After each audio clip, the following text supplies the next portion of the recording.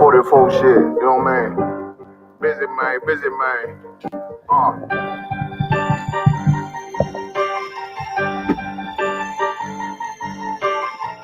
Look, when that shit drop, you step all the way on their neck, step on their neck and they head with that shit. Friday, I ain't show no mercy, we gon' show them boy what time it is. I pop out like I'm Samuel, I got time to kill. Haters thought I died, I survived. They don't know how I did it, got it out the mud, straight to glory. They don't know how I did it, nice, but he don't show them skills, how I show them skills. He ride, but he don't work the wheel, how I work the wheel. They mad, I'm too solid, circle tight, yeah, vacuum seal. No, they want my life, I ain't worried, I got rank for real. I got real soldiers, kill for me, nigga, watch yourself. They said you been in beast mode lately, you is not yourself. When you dropping that fire, precious marriage, they inquiring. They can't stop what's coming, but I see them conspiring. Cross the line, them firing. This bitch here, finna break the spin. No kindness, I don't trust you, circle small. You can keep your features. Me and my niggas don't keep no secrets. And it feel like Jeepers Creepers. Say they want some smoke, dog. So I brought these chimney sweets. Coming like we coming, you can't even count. These niggas don't run it like we running. Bitch, don't even start. Bitch, I'm with my niggas till the end, till them do us part. So if you wanna leave, you can leave, bitch. Bless your heart, find it. I ain't show no mercy, we gon' show them boy what time it is. I pop out like I'm Samuel, I got time to kill. Haters thought I died, I survived. They don't know how I did it, got it out the mud, straight to glory. Did you tell it? Did you tell him? Nice, but he don't show them skills, how I show them skills. He ride, but he don't work the wheel, how I work the wheel. Ooh, I got a man, circle tight, yeah, back and seal. I heard they want my life, I ain't worried, I got rape for real. Take over in effect, yeah, I'm fully focused. You might not see it on me, just know it's women, that bitch fully loaded. Ooh, yeah, we up and rolling. Told them I need major motion. Think I'm joking, I'ma school them niggas like they baby Jody. Got it out the dust, now I'm too clean, don't know why they hate me. What you want out life, dog? Guns and butter, baby boy. UPK top, dog. Certified road runner. I'ma turn that E.K line into a damn tank. I got chopper stash in that attic like they had Frank. They had that shit on lock till I snapped on them like bolt cutters. You cannot play both sides, gotta choose your colors. See, I'm throwing that one up with that W, that's my blood, bro. Fine is. I ain't show no mercy, I'm gonna show them boy what time it is. But this sport over. I got time to kill. Haters thought I died, I survived. They don't know how I did it. Got it out the gut, straight to glory. They don't know how I did it. He's nice, but he don't show the skills, how I show the skills. He ride, but he don't work the wheel, how I work the wheel. Ooh, I got a made, circle tight, yeah, back and seal. Said they want my life, I ain't worried, I got rape for real. All right, clap it up. This is the Israelite School, Universal Practical Knowledge. This is the Sunday Scripture Breakdown class in Houston, Texas. Y'all give it up for the cookout coming up this week. I.S.U.P.K. Houston will be presenting our 6th annual cookout down here in the great state of Texas. Commander General YAHANNA will be doing a lecture. You know what I'm saying? If you can make it, then y'all come on out, man, and eat with your brothers. Enjoy this week. It's about to be an excellent time in the work of the Lord this coming up week. It's very important because the spirit of this cookout is freedom. The spirit of this cookout is preparing yourself for what's to come. And what's coming is we watching the news, we watching the media, we watching the wars and all the famine and the pestilence. And so that's why we talking about killing our own food and dressing our own food, field dressing it, and getting ready for the stores to shut down and preparing for the things that are to come. And that's what we want to talk about today. What we want to talk about today is, if we're going to talk about freedom, what comes with freedom is hard work. What comes with freedom is, it's not as easy as you may think it is because of slavery. And you don't even know that you're a slave because you look at things as if it's always just supposed to be given to you because you're so American. But today we're going to teach you how much hard work comes with being free. Now, the thing that's important about freedom is freedom comes with the responsibility of having to provide everything for yourself. We so used to Walmart. You can walk in Walmart, you can go get fruit and vegetables, You can go and get food. You can get clothes. You can go to the pharmacy. You can get your car fixed. You can get electronics. You can get in-house products, meaning like you can get nails, eyelashes. You can get pots, pans, vacuum cleaners. You can go into this one store and come and not have to go to any other store. That's not how freedom works. Freedom works with you having to provide your own fruit and vegetables. And then you have to know how to make your own clothes. You have to, you have to provide your own water. You have to have land and resources. You have to have things more than likes on Facebook. The only thing we focus on having is Facebook likes. We want to go viral. We want to be clicked on. But like the brothers understood yesterday when we went out to the country, that life is about more than clicks. Brothers went out to the country yesterday and found out about the thorns and the thistles of the field that they forgot all about because you could just watch somebody on the screen deal with thorns and thistles. And yeah, never set a fist post before, never been out there clearing the land, never actually done work. And that's what this world has made. This world has made life so easy. It's made it so easy. Now, if you want to get a Snicker or some M&Ms, you don't even got to go to the store anymore to get it. You can Uber Eats you a Snicker from the store. Everything is just right here at the snap of your fingers. Well, as the world fall apart, the snap of your fingers won't work anymore. Now you're going to have to go out there and get it from the sweat of your brow. And that's righteous if you want to be free. But if you want to remain a slave, then that sounds like a bad thing. It sounds like, oh, that's not fair. Why I got to go out here and work? I want to be free. And that's why Christ is giving us the opportunity to be free when he returns, and we're going to have slaves. See, now when you start thinking about going out in the field and doing all that work, and then you start thinking about somebody else to do the work for you, slavery don't sound like hatred no more. It starts to sound like, damn, okay, the slavery thing might be a good thing because I sure as hell don't want to go out there and do it. But when you're in the mindset of a slave, then somebody else doing work for you sounds evil. You know why it sounds evil? Because it's you the one that's got to do it. In your mind, you know that you the one that got to be the one out there in the field. But this great nation that you love and you stand up and put your hand over your heart and pledge allegiance to, it became such a great and strong and powerful nation, not because of love and peace, not because of the unity of the blacks and the whites, but because of the blood, sweat, and tears of blacks, Hispanics, and Native Indians. That's how they are a superpower in the earth. Well, we're going to be a superpower in the earth with the blood, sweat, and tears of the oppressor, the other oppressor, the other oppressors, the white man, the Arab, the East Indian, the Chinese, the Japanese, all the other nations are going to work in our fields, and we're going to sit up and give orders. And we're going to become a more powerful nation than the earth has ever seen. But the first thing you got to understand is you can't do that with liberty and freedom. You have to have something that keeps you in order. And your pastor got rid of the thing that protects you, which is the law. The laws are the thing that keep everything in order. We're going to show you that. Give me that article. Let's start with that first. Yeah, let's get the history of the United States. Everybody loves America, so let's find out how your great nation, your country, that you love so much, how did they become great and rich? How did they thrive? Go ahead, give me what you got. Check. Con. This is the history of the United States.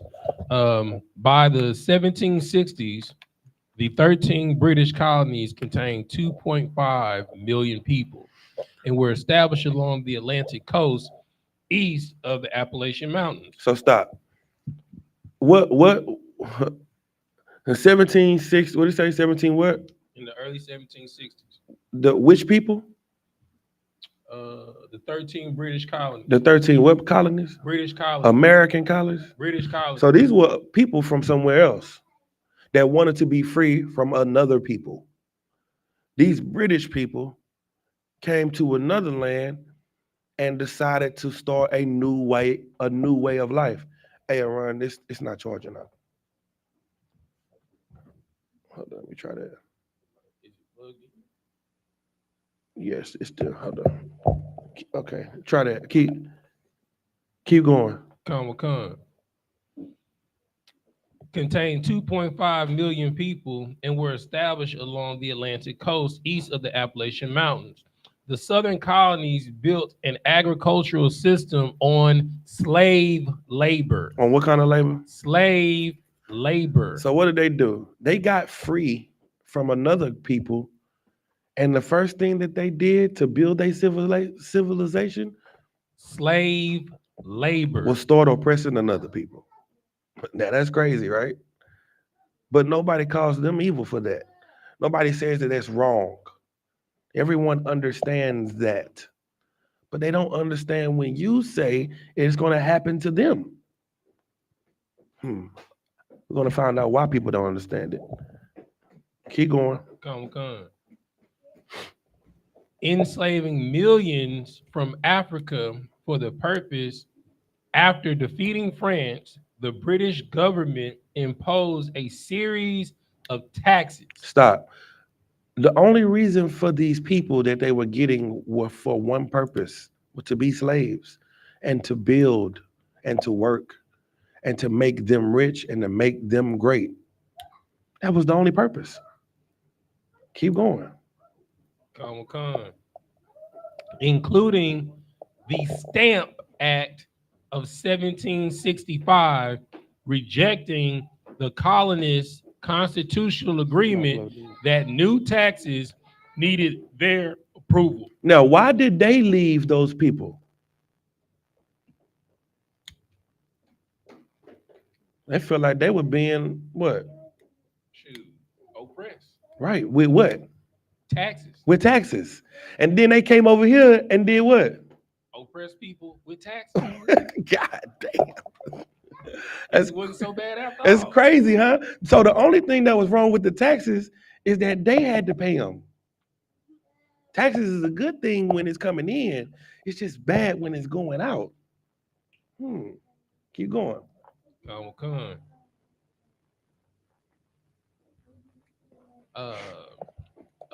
Resistance to these taxes, especially the Boston Tea Party in 1773, led to Parliament issuing punitive laws designed to end self-government. Armed conflict began in Massachusetts, 1775. Go ahead. Salakia, sir. Basically, they was trying to end the fact that they wanted to be a nation of their own kings. You know how we a nation of kings and priests. Right. They wanted to end that for them. Yes. So that who could have it? They could have it. Right, because they were not a part of the social class to be the kings. That's crazy. You see what I'm saying? This is how America became great. America became great because there were men and women that stood up for their liberty and their freedom. And they didn't talk about it. They worked for it. And they worked hard for it. And they fought for it. And keep going. Come. In 1776 in Philadelphia, the Second Continental Congress declared the independence of the colonies as the United States, led by General George Washington. Pastor George Washington? General George Washington. Bishop George Washington? General George Washington. So when they left, they had to have a general. They had a leader that wanted to fight and was talking about protecting and looking out for the people, not taking from the people and, How long your granny been paying a building fund on a church that ain't never got a building? You know that thing they have? They got the thing on the wall, like with the 10,000, the 20,000, 30,000. And it's always been right here at this one line. You know, the line don't ever go up on the saving.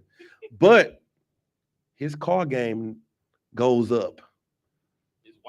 His watch game goes up. His suit game. His shoe game goes up. But that thing on the wall, that stay right there at the bottom, right in the bottom. It say like 2,300 or something. But he come in with at least $50,000 on. George Washington wasn't a pastor. He was a general. He had an army. He had men that were willing to fight and die for what they believed in. What do you fight and die for? Christians? Religion? What do you fight for? Huh? Nothing. The only thing you fight for is your lust. That's the only thing you want. The only thing you care about in this world is your lust. You don't care about God. You don't care. You care about your lust and looking righteous. That's it. Keep going.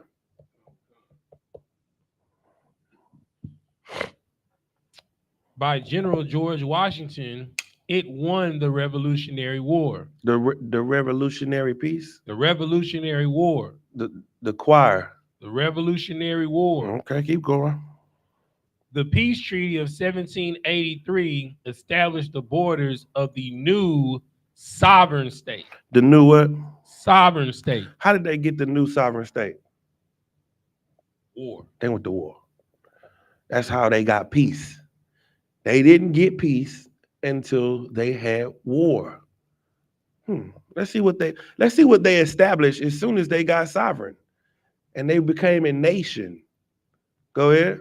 The Articles of Confederation established a central government, but it was influential at providing stability as it could not collect taxes and had no executive officer. Go ahead. A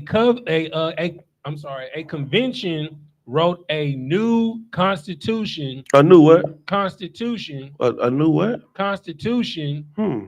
Go ahead. That was adopted in 1789. Keep going. And a Bill of Rights was added in 1791 to guarantee inalienable rights. What is the first thing they had to establish when they got this new land? They got this new power. What had to be established first? I mean, in our terms, a covenant. A covenant. In layman's day terms, what would that be called? A constitution, a contract. A contract. The first thing that had to be established in this land full of people was order, was law. Now, what have your pastor gotten rid of? I'll wait on it. What has your pastor gotten rid of? Anybody know? Somebody in the chat. What did your pastor get rid of?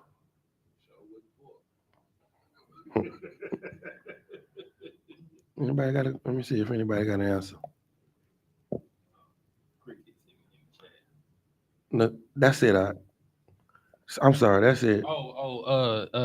Nizam. Yeah. He said they got rid of the law. That's what they got rid of. They got rid of the order. When you don't have law, you don't have order. That's why it's called law and order.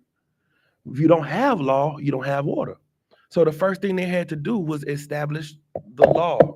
What are we going to live by? How are we going to govern ourselves? So then what did they write to start their law? A contract, a constitution. A constitution. And that constitution, what is the name of one of those constitutional documents? The Bill of Rights. The Bill of Rights, the Declaration of Independence, the Gettysburg Address, the preamble to the Constitution. That's our oppressor's Torah. Right? What we are reading right now is our oppressor's Torah. We're reading about the founding fathers of America. We're reading about their rules that they set up. So let's find out. Let's go to the Bill of Rights. Let's see what that's talking about. Are we finished with that? With what we need on that? Is it a little more? Yes, a little bit more. Just give me a little more there. All right. They adopted in 1789. Salakia, sis. That's a sister. Oh, my bad. Salakia. Salakia, sis. Salakia. Go ahead. That was adopted in 1789, and the Bill of Rights was adopted in 1791 to guarantee inalienable rights.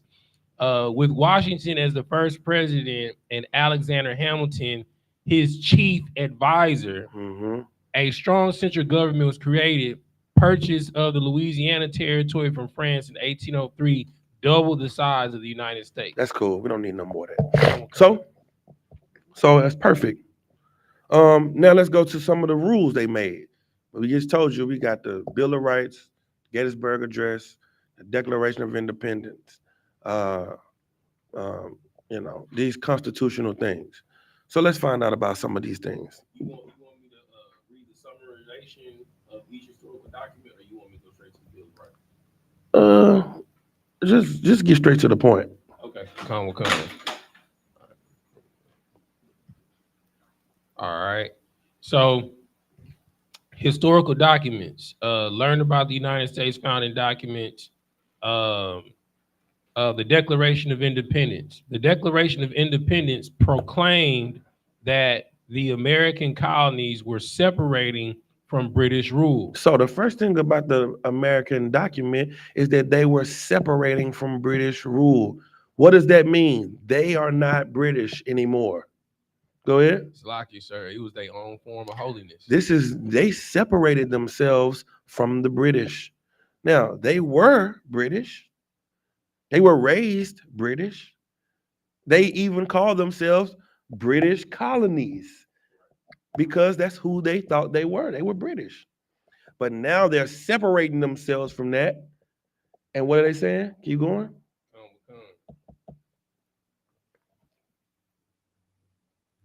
Separating from British rule, and detail the reasons. On July 4th, 1776, Congress voted to accept the Declaration of Independence, making July 4th as Independence Day.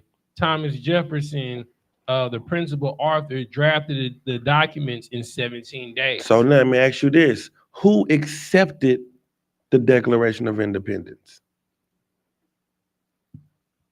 Salakia, sir, if I could, it definitely wasn't the people, it was the chiefs. It was the chiefs of the people at the top of society. They chose it.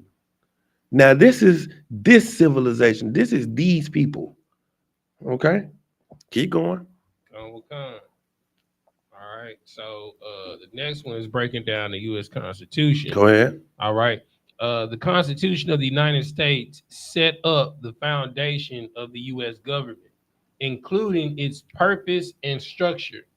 The Constitutional Convention adopted the Constitution on September 17, 1787. So this Constitution set up the United States and their foundation, right? Okay. Now, you got the Declaration of Independence. You got the U.S. Constitution. Give me another one. Give me the Bill of Rights. Come. The Bill of Rights is the first 10 amendment changes. The first 10 what? Amendment changes to the U.S. Constitution. It guarantees greater protection for individual freedoms and lists specific limits on government power. The Constitution has 27 amendments in all. Now, America became great, and they talk about freedom. But what do they have? Their own version of the 10 Commandments. They have laws. But your pastor got rid of your protection. Why did they make these rules? For what? It just said it. Their protection. For protection. But your pastor took your protection away. He took down the fence. So now if you say that the law is done away with, then that means I can kill you and not go to jail. That means that, unalive. That means you can be abused and there should be no penalty for it because there is no law against it. Now you see our people, our neighborhood, our community looks like the purge. That's what it looks like. It looks like a lawless society where people are just running around doing what they want when they want because there are no rules. Now, the hierarchy are the people that chose the rules for the people. But with the covenant that we made with the Most High, all of us chose it. It wasn't the rich. See, this is a wicked, evil society. It wasn't a few men in a room making the decision for all of us. All of us said, we will do it. All of us. And that's why we are all paying because we all signed this blood oath with the Most High. We all said, Con, we will do it. But your pastor said, you don't have to do it now. It's over with. It's done away. And now you don't see yourself as a nation. Now, what's done away was you're no longer an Israelite, you're an American. You're just like them. You have the mindset of them when they were calling themselves British. But what they had to do was start living like Americans to become Americans. If you want to become an Israelite, you're going to have to do away with being an American in order to step into the culture and the identity and the mindset of the Israelites. Go ahead. And what's crazy what you saying, sir? Like when anybody comes over here to be a citizen, they literally have to get brainwashed to become an American. Like they have to memorize the Declaration of Independence. They have to memorize the Bill of Rights. They have to know all the 50 states. They have to memorize the Star Spangled Banner. You know what I'm saying? They got to take a test on this. They have to become Americans. And that's what you're going to have to do. You're going to have to become an Israelite. You're going to have to be you're going to have to memorize and understand your law, your Torah, your constitutional rights. You have to learn your 10 amendments. But your pastor and your church has raised you in the community to live on God's grace. Live on his grace and his mercy and the hugs that God give out. Boy, the hugs are so warm. Ain't they warm? Ain't what the Lord, he's sweeter than the what? What do they say about the Lord? He's sweeter than what? Sweeter than a honey on a honeycomb. That's what they say about the Lord. Huh? Yeah, y'all heard that before, huh? The Lord said, they say he's sweeter than a honey on a honeycomb. That's what the Lord is. The man of war. That's what the church done taught you. So what we're trying to give you is the very principled guidelines of being an Israelite. It starts with you learning the law. If you don't learn the law, you coming over here with a different mindset. And whatever law you follow, that's who you are. If you are living in America with like a Chinese mindset, then you won't fit into this society because this flows one way and you're flowing the opposite way. That's the way. That is how that is the problem with blacks and Hispanics. You are trying to serve God. You're trying to serve the God of who? The God of who? What is the God of the Bible? Is the God of who? Abraham, Isaac, and Jacob. Right. He's the God of Israel. But you're trying to serve the God of Israel as an American. And it doesn't work that way. Because your American understanding of God is not the understanding that God has as the father of Abraham, Isaac, and Jacob. The God of America loves everybody. He's happy and he's sweet. And it rained down on me. You know what I'm saying? What's another thing they be saying? I want you, I need you, I love you, I gotta have you. That's the God over here in the Christian church. Yeah, prosperity and peace and happiness. But the God of Abraham, Isaac, and Jacob is destroying stuff. He flooded the whole earth. You getting stepped on by him. So now you're trying to read the Bible and understand this Constitution with the eyes of an American. That's why in the New Testament, Christ said you got to pour out old wine to receive all of the new wine, because you holding on to some things, and that's the reason you don't understand what you're reading, because of the things you hold on to. So you got to start with understanding the principal things about the Most High. And the principal things start in the law. That's where it starts at. Let me see.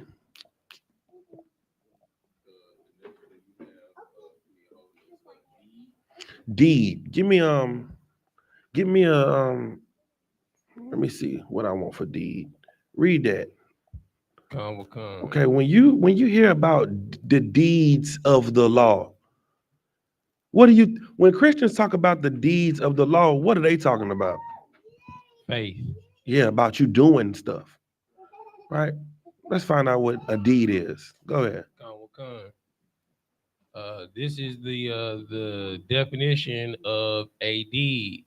A deed commonly is a legal document that is signed and delivered, especially one regarding the ownership of property or legal rights. More specifically, in common law, that's heavy right there. I know.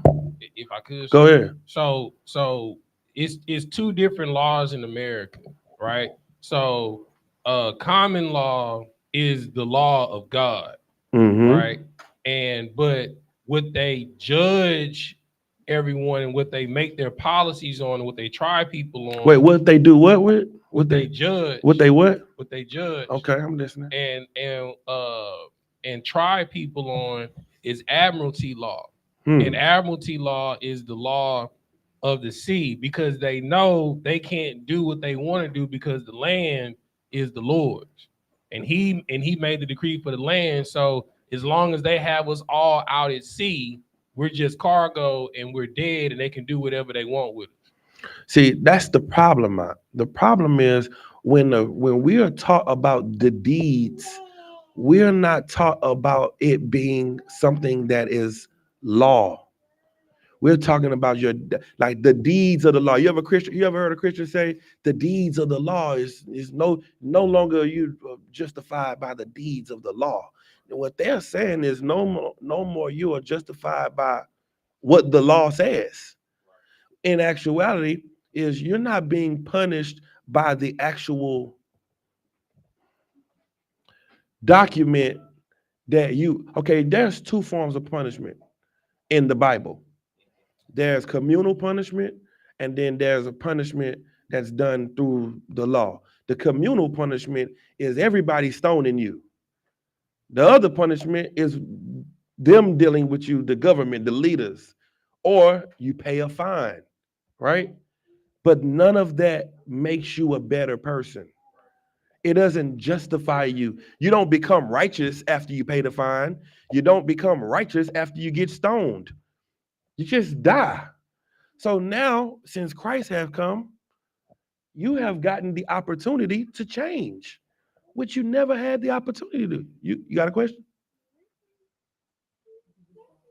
You just die if you get stoned. I thought you was also pertaining to, like, even if you were to pay the fine. I get that just because you paid something towards something, or even when you get disciplined by your parents, you don't instantly change. That's when you have to do the work. Absolutely. It's still like reprogramming your mind, like right from wrong or whatever. Right. That's absolutely right. You gotta put the work in to change. But we putting the work in to pay the fine. Like we drive like, well, I'll get this ticket. It is what it is. I'm gonna pay it. And that's how we live, trying to follow the laws of the Most High. Well, God know my heart. God forgive me. I repent. People use repent like it's just something you say. I repented of my sins. No, nigga, you haven't repented because you haven't changed. That's what repenting is. Go ahead. And that that just proves spiritually how we are the people of the book, because in the scriptures the Lord said that your sacrifices mean nothing to me anymore, because they would already had a sacrifice ready, because they was gonna go ahead and sin anyway. That's right. The sacrifice was waiting at the door with the sin. It's like, yeah, I don't know, I'm finna go ahead and do that, so let me go ahead. Hey, go get Bessie out the field and field dress it. And by the time I get back, we're gonna take it to the priest because I'm doing it. And the Lord is like, I don't want that. I want you to change, or I'm gonna just unalive you, punish you. And so now, because that has been what our nation was known for, was punishing sinners. Now, when you talk about judging people, they say, who's the only one that can judge them? Only God can judge me. So now your understanding of the law is religious, from the book of Tupac. That's where your understanding of the law comes from. Your understanding of the law comes from religion. And that's why you won't change, because now you're waiting on God's judgment. You're not waiting on the police. You're not waiting on somebody to correct you. You're waiting on God to judge you. And guess what? Let's say, for instance, God does judge you. Then you're not going to even believe that it's God judging you. You're going to say, oh, this horrible thing happened to my life. Well, the Lord tested me. The Lord just, I'm going through my season. I'm going through my season of being tried.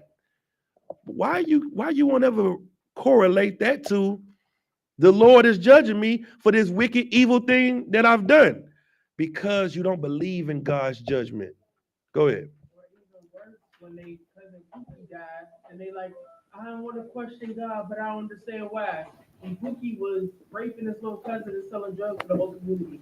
You say it in the mic. Yeah, say it, because the people can't hear you. Oh, I said it's even 10 times worse. Like when their cousin Pookie or something died, then they want to question God and say, I don't get it. And I wonder why, but he raped his little cousin, steal money from his mom and sell drugs to the entire community. Right. And people say, well, I know grace runs out, but when things happen that's unfortunate, or that's not convenient to what you think God should do, you don't ever think that it's because the grace ran out. So that means you don't believe that God's judgment is even real. You say it, only God can judge me. But when he does pass judgment, you don't give him the credit for the judgment. So now your belief in the law is religious. It's based off of what they say, and it never gets put into applying it. So what we're doing is making the law practical. We're trying to take the spooky out of your mind. You're going to have to understand that you got to talk to men about getting things done, because judgment comes from men.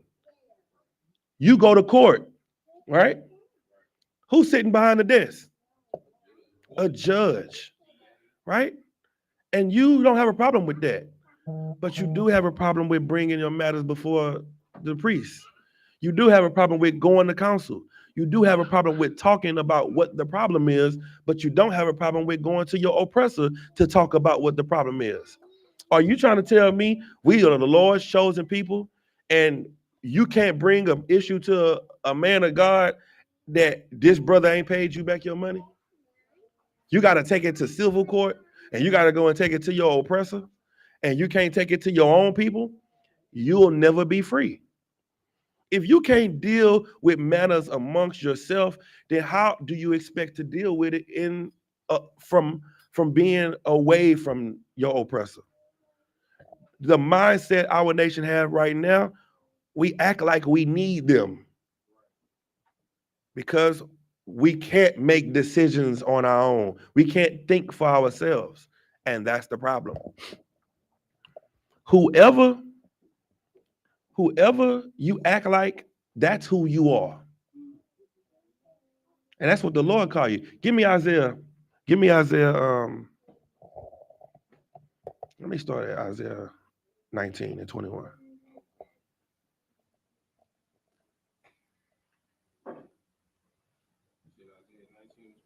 Okay.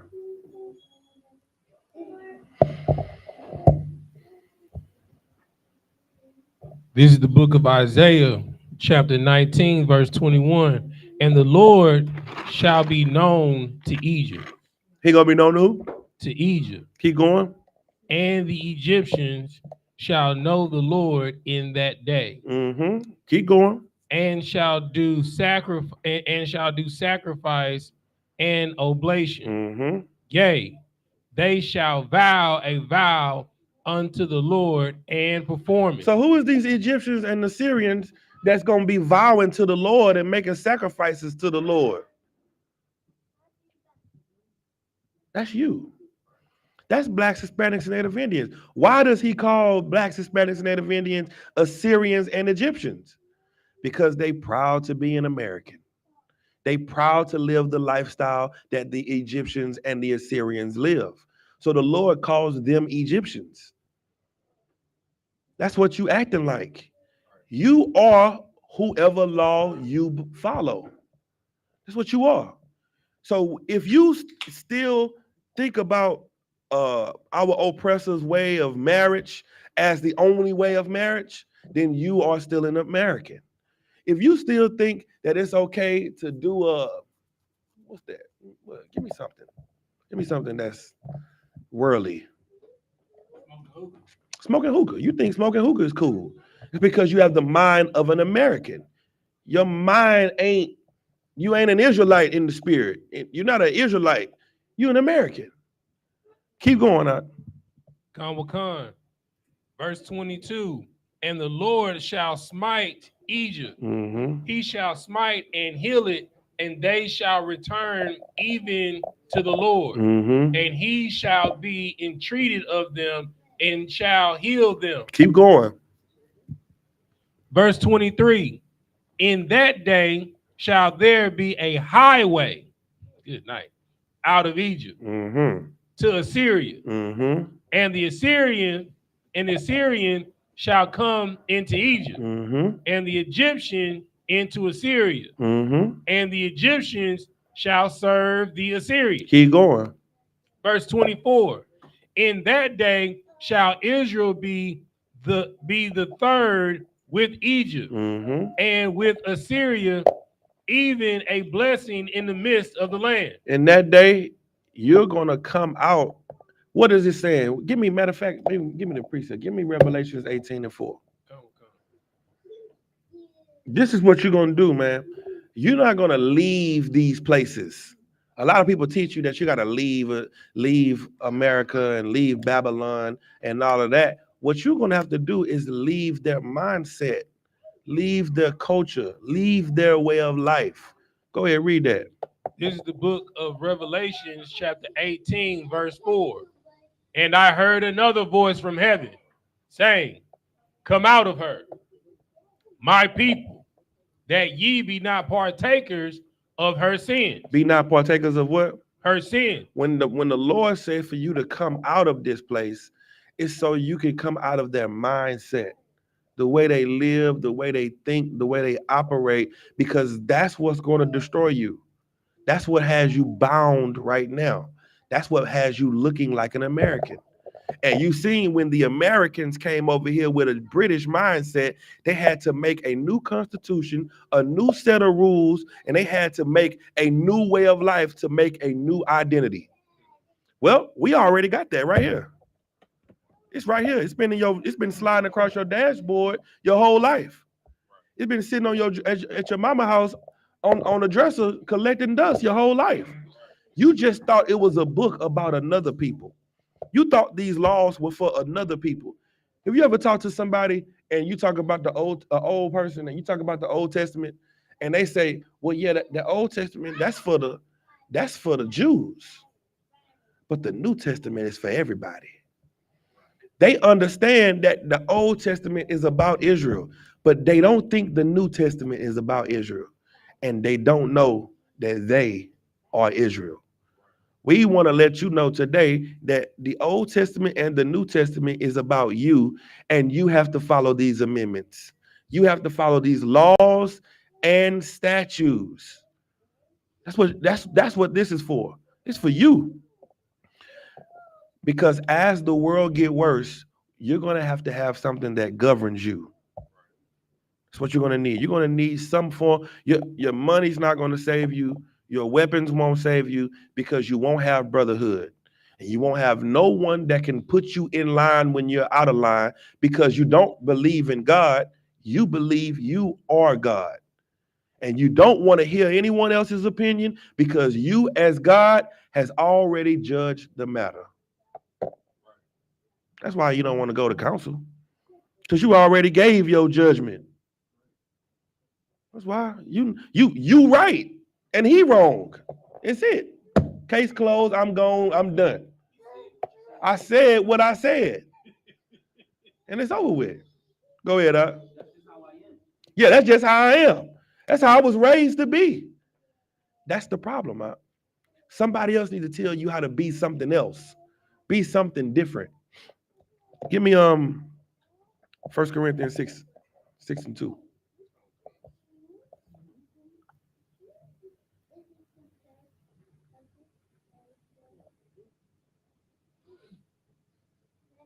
So they won. Come. This is the book of 1 Corinthians chapter 6, verse 1. Dare any of you, having a matter against another, go to the law before the unjust and not before the saints? Go to the who? Go to the law before the unjust. What is this saying about the law? See, people try to make the law, thou shalt not kill. So is Paul saying, are you going to go to thou shalt not kill before the unjust?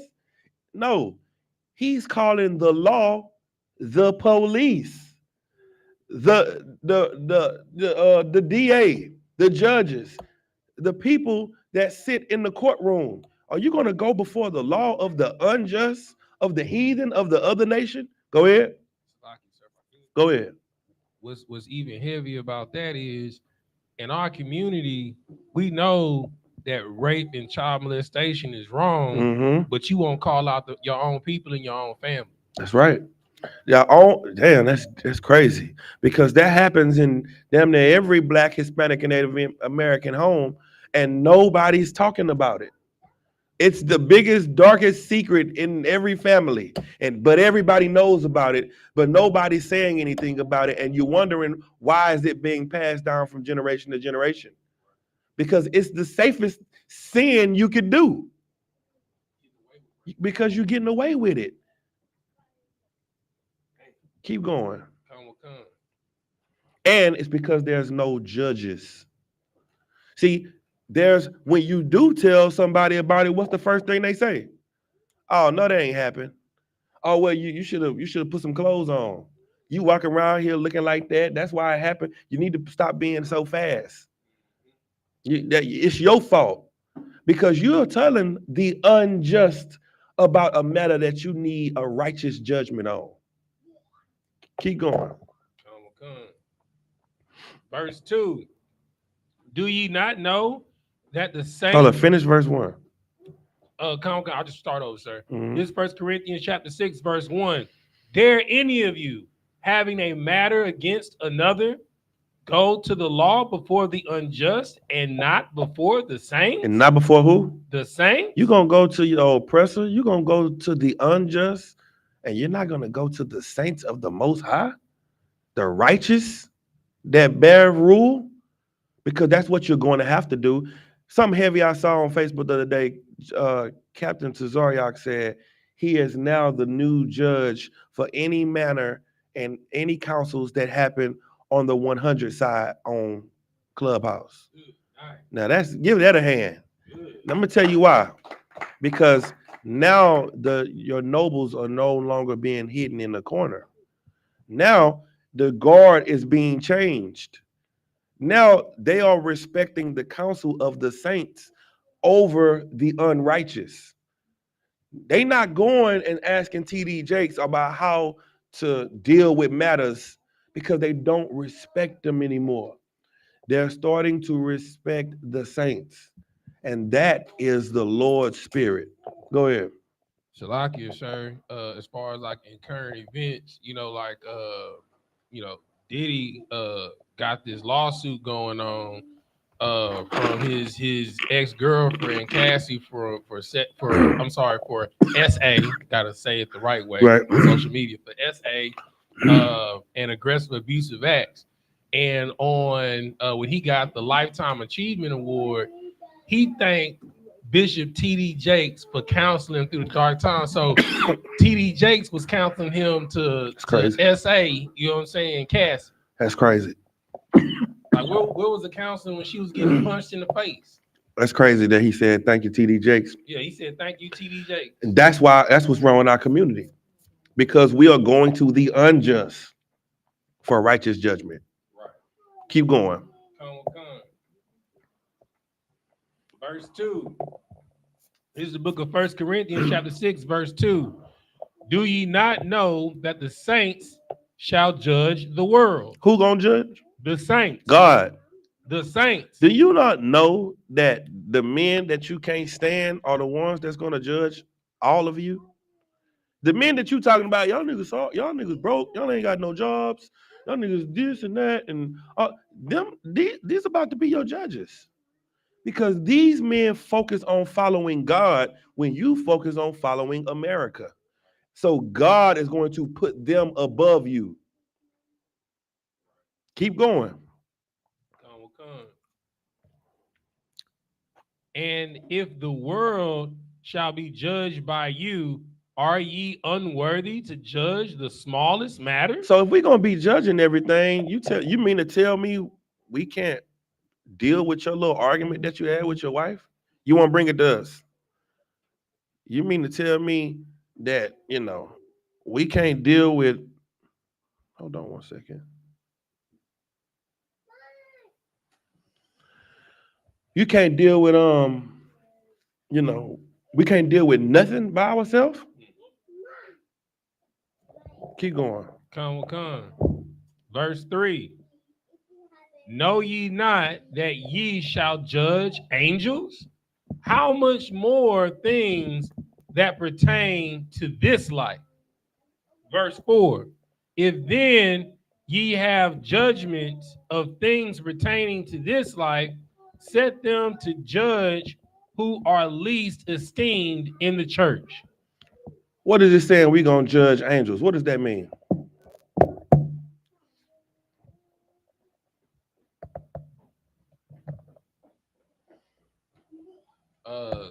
The messengers.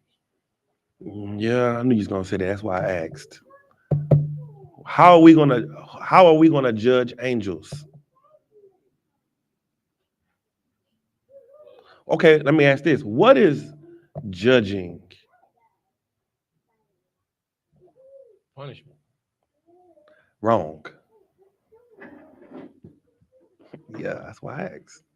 Judgment is punishment. But what is another thing what's another form of judgment?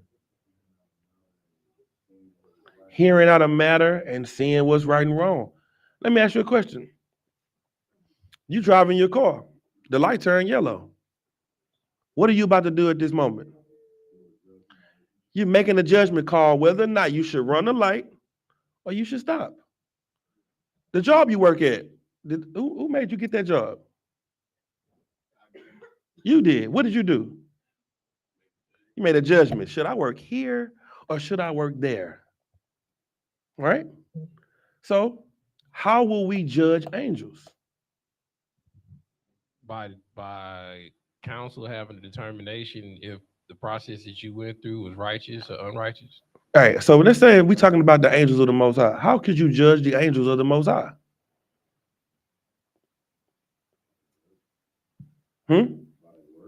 What do you mean by that? You said by their work, but what do you mean by that? Like based off of the things that they have done in his name and the things that they Nope. Angels do exactly what's told of them. They don't go off and do their own thing. How do you judge the angels? Someone online said by watching. Call because I got it right. I mean, but that how is Come on, say call because I's answer. oh, so like I put it on the thing already. Yeah, but they don't know it. Command the angel. Command the angels. So how are you gonna command the angels? I guess by determining which one I should send. You're gonna say, hey, this needs to happen. And the angels are gonna do it. Give me the precept. Oh, he said, who wants to go for No, that's the Most High's counsel. Well, how are you gonna do it? What's bound in earth is binded in heaven. What is loosed on earth will be loosed in heaven. Whatever you say, they're going to do it because you're the righteous. You got charge over the earth. You're in control. You are the one that the Lord given authority to. So now, if you say this needs to happen, then it's gonna happen. Abraham did the same thing. Abraham, was like, listen, I know you want to destroy Sodom and Gomorrah, but if it's 50 righteous people, will you save them? All right, for you, Abraham, I will. If it's 45, for you, I'll do it. He went all the way down to 5. He's like, what about 5? He's like, for you, that's him judging the angels, telling them what to do.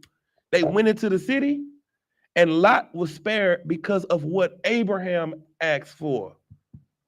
See what I'm saying? That's what's going to happen. So you mean to tell me you're going to do away with the law and the thing that protects you, that helps you understand the Most High's thoughts and how we should govern ourselves and how that's a whole part of our law that we're not even utilizing. We're not even utilizing the fact that okay, the reason people don't really believe the Bible is because they don't believe they can do the things that the men in the Bible did. Let me ask you a question. Can you do what Christ did? That was real slow. I was like, Con. Can you do what Christ did? Con. What did Christ say you was going to do? Those things and greater. Greater things than I. Do you believe that? Con. All right. So, was Christ God? No. But see, when you look at the Bible like Christ is God, trying to do what Christ did is out of your mind. You can't even fathom it because he's God. So that's why he raised the dead and healed the sick, made the lame to walk and the blind to see. But what about Elijah? Was Elijah a God? What was he? He was a prophet. He was a prophet. And a prophet is a what? Man of the Lord. A man. Didn't Elijah raise the dead? Con. Didn't Elijah make fire rain from heaven? Okay. What about Jeremiah? What about Elisha? Yeah. What about Elisha part of the river? Part of the river. So how are these men doing these things? How are these men? Ezekiel seen chariots. Got taken up by the braid, and the angel grabbed him by the lock, by a hair, and took him up and let him see some stuff. How were they able to have this type of connection with the Most High? The law. They knew the principal thing about the Most High that had them in line with the Most High. You're not in line with the Lord because you don't know the law. You're trying to get the God of Abraham, Isaac, and Jacob, the God of Israel, to do something for an American that don't believe you're an Israelite, that don't follow the ways of the Israelites. These men got to see the power of God because they were the children of God and they lived like it. It's like saying, I don't like my daddy. I don't believe my daddy. He ain't never done nothing for me. He ain't never been there for me. but he's constantly reaching out to you, trying to pay you and give you money and come and see you, but you don't want to have nothing to do with him. You blaming him for your disconnection with that you're not having a relationship with him. You can't blame the Most High that you don't have a relationship with him. He's reaching out for you. You're denying him. You're ignoring him. Go ahead. That's like you 40 years old and still blaming because your mom and daddy didn't come to your football game. Yeah, you missed your first football game, and now you're a grown man. So that's why you smoking this weed, because you never had a father to raise you. No, no, you can't do that. You can't blame the Lord because he's always trying to be there to provide. You just didn't want his help because you chose to be an American. You chose to be a Christian. So why don't you get your Christian God to work for you? Why don't you get white Jesus to help you? Because the God of the Bible is for his people. Okay.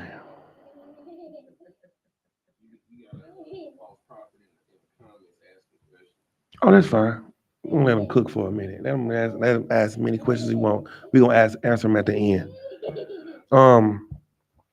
What scripture was we at? We were at 1 Corinthians chapter 6. We stopped at verse 5. Verse 4. Okay, that's cool. We good on that. Give me Solomon. Give me 1 King. Let me show you the type of judgment calls we're going to be having to make. 3 and 16. This is what men of the Lord are going to do and have to do. This is the book of 1 Kings, chapter 3 and verse 16. Then came there 2 women that were harlots unto the king and stood before him. Verse 17. And one woman said, "Oh, my Lord, I and this woman dwell in one house, and I was delivered of a child with her in the house." Verse 18. And it came to pass the 3rd day that I was delivered, that this woman was delivered also, and we were together. There was no stranger with us in the house, save we 2 in the house. Mm-hmm. Verse 19. And this woman's child died in the night because she overlaid it. Mm-hmm. Verse 20. And she arose at midnight and took my son from beside me while thine handmaid slept, Mm-hmm. and laid it in her bosom, and laid her dead child in my bosom. So we got the case of an old switcheroo. 2 women in a house. One of their babies died because she slept on them. She woke up, seen her baby was dead, switched the baby over, got the living baby, gave the dead baby to the sister who was asleep with her child. Now they're in court about this. Now, the problem with Blacks, Hispanics, and Native Indians, when this happened, you don't have a court to go to. You have to go to your oppressor to deal with this. Instead of dealing with this with the man of the Lord dealing with this swiftly. You don't have anyone that you can call. You got to call TD Snakes. That's who you need to fix your problem. A snake. Keep going. Verse 21. And when I rose in the morning to give my child suck, behold, it was dead. But when I had considered it in the morning, behold, it was not my son, which I did bear. Verse 22. And the other woman said, Nay, but the living son is my son, and the dead son is thy son. And this said, No, but the dead is thy son, and the living is my son. What are they doing? Arguing. Isn't this a normal life in the Black and Hispanic and Native Indian community? Yeah, this is bickering and arguing. But you know who they arguing in front of? Their brother. Somebody who cares about them both. Not somebody that's sitting in the seat like, oh, I got to deal with another black issue. I got to fix another black family. I got to stop another group of black sisters from killing each other. You know what? You know what a white man would have said? He would have said, none of you get the kid, put the child in foster care, and we'll just feed him to the system. That's what he would have said. But your brother is going to get down to the solution because he cares about both of you, because we are family. See, now, if this was two white people doing this and it was a white man on the seat, he would try to find out the details. He would go through more scrutiny to get an understanding because that's his family. But you are going to people that's not your family to help you. And that's the problem. Keep going. Thus they spake before the king. Mm-hmm.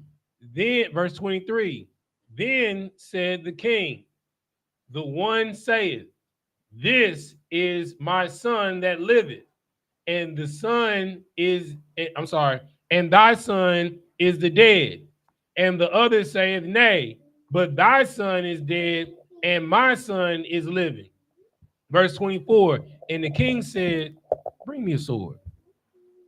And they brought a sword before the king. And the king said, divide the living child in two, and give half to one and half to the other. Then spake the woman whose the living child was unto the king, for her bowels yearned upon her son. And he said, O Lord, give her the living child, and in no wise slay it. But the other said, let it be neither mine nor thine, but divided. Then the king answered and said, give her the living child. Right. Now, how did the king know who the mother was? Aran. He knew that the woman that was willing to lose her child to make sure that child stayed alive was really the mother, because she would rather sacrifice her being in that child's life than her child being divided in two in this argument. She would rather not having the child and the child living than to see the child pass away because of a dispute. But the woman who had already lost everything didn't care about losing it again because it wasn't hers. You know why this was dealt with so gratefully? Because they brought it to the states. They brought it to the people that you were supposed to bring your problems to. The Jewish man goes to a Jewish court. Everybody has their own towns, their own way that they deal with things. The Chinese man had somebody throw a rock at their window, and now they got a whole hate crime bill passed for them. Why? Because they stand up and fight for each other. What do you got for yourself? Nothing, because you are nobody in this kingdom. Let me get Susanna is that's another good story about judgment. Y'all know the story about Susanna? You ever heard the story of Susanna? Okay, you look like you haven't. Let me get that then. Go to the book of Susanna.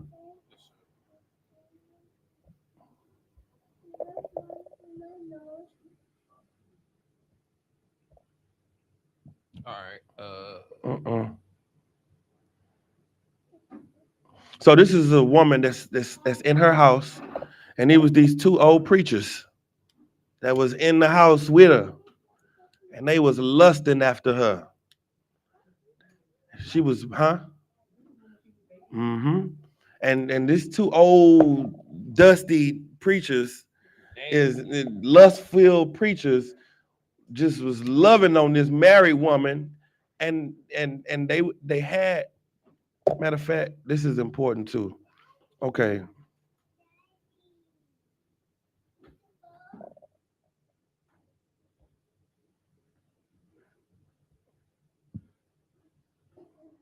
It's just one chapter. I know, but I want to get to the point of it. Let's start at verse 4 real quick. I'm gonna skip you through it. Come. This is the book of Susanna, chapter 1, verse 4. Now, Joachim was a great rich man and had a fair garden joining unto his house, and to him resorted the Jews, because he was more honorable than all others. Go to verse 7. Verse 7. Now, when the people departed away at noon, Susanna went into her husband's garden to walk. Verse 8. And two elders saw her going in every day and walking, so that their lust was inflamed towards her. Keep going. Verse 9. And they perverted their own mind and turned away their eyes. I'm sorry, and turned away their eyes, that they might not look unto heaven, nor remember just judgments. Remember what? Just judgments. Your lust, when people have a desire, it clouds their judgment. That's the problem with judgment, because people have alternative motives, and they have something that they're trying to get out of this counsel or this judgment that they want.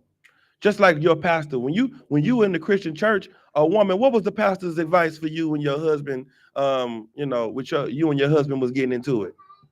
Go ahead. You better leave him. You know what, sister? You just might need to leave him, because y'all may not be equally yoked. Right. That's what they tell you. Y'all not equally yoked, sister. Next thing you know, you and your pastor yoked up. Big yoke. You see what I'm saying? Yoking. Keep going. Drop down the verse. Yeah, read 10. Con. And albeit they both were wounded with their love, yet durst not one show another his grief. This is another thing. These two old men were full of lust, and they didn't talk to anybody about it. That's what say. Reading, oh, it did. Go ahead, read the next verse. Verse 11. For they were ashamed to declare their lust, that they desired to have to do with her. So that's how it started. This is what Christ was teaching his disciples. He was teaching his disciples that it starts in your mind. That's why he said, if a man see a woman and lust after her, he's already committed adultery in his heart. Because the adultery starts with, damn, look at that fine married woman. That's where the adultery starts. And then you don't say nothing, and then you just watching her every time she walk by. And then that one day you see her crying. Salakia, sis, what's wrong? Sister Wilson? Is everything okay? Yeah, me and my husband. Come on. Let me take you go get something to eat. Let's go talk. No, I'm a brother in the church, so you ain't got to worry about me. And the next thing you know, you got to worry about him, because they yoking. You see what I'm saying? That's the problem. They need you need to have somebody to talk to that can check that demon on you. That's going to let you know you're a filthy, disgusting bastard. That's what you need to know.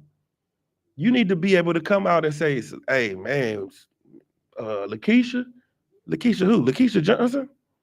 You talking about what's his name? What? Yeah, man, he don't know what to do with that." Now you finna get stepped on. That's what you need. And then you need to hear that and say, "You're right, man, I was tripping." You get that demon off you quick, but you sitting there, let it brew up, and then once it brew up strong enough, you're going to act on it. You're going to shoot your shot.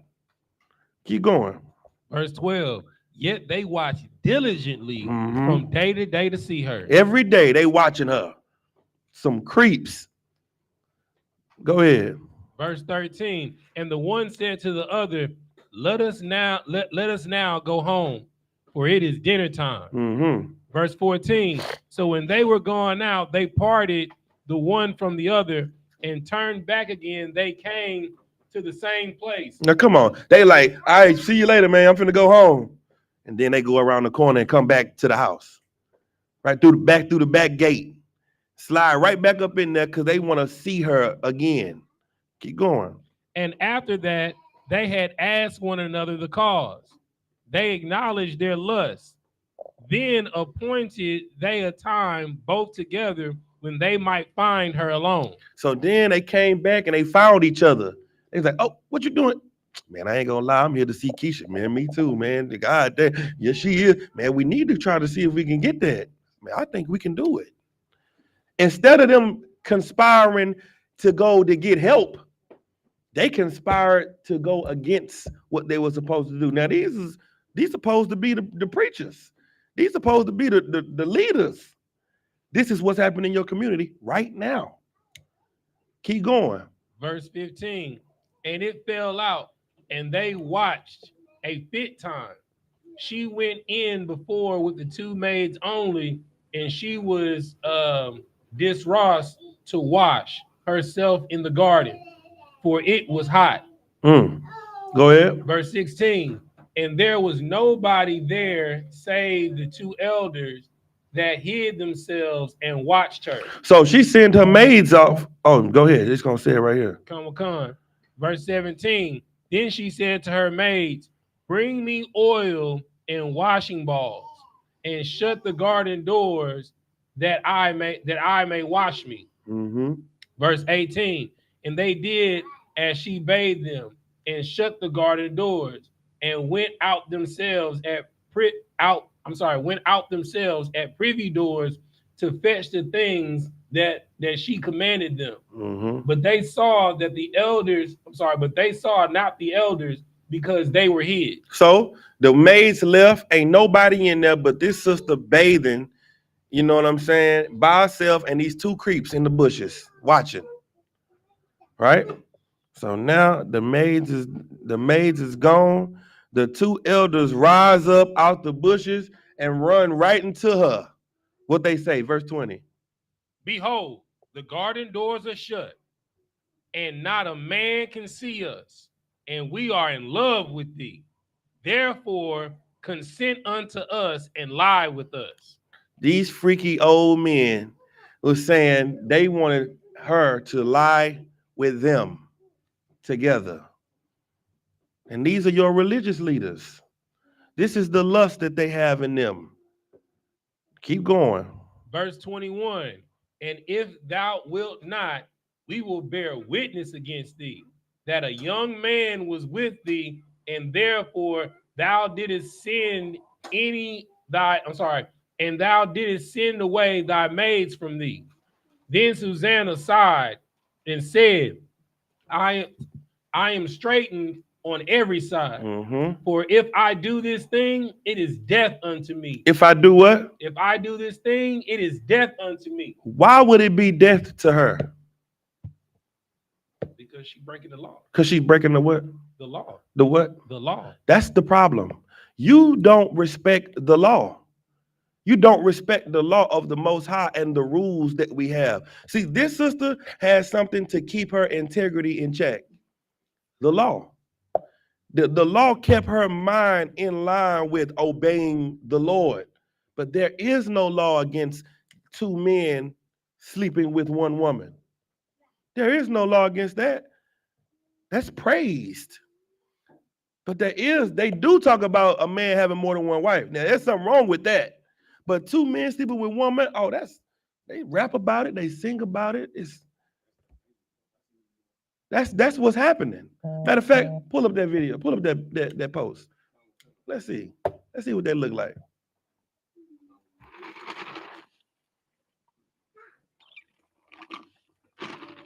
All right. This is a Facebook post. It says poly isn't exclusive to only men and a harem of women. Poly also looks like a woman being able to be loved by multiple men as well. See that? Sorry, fellas.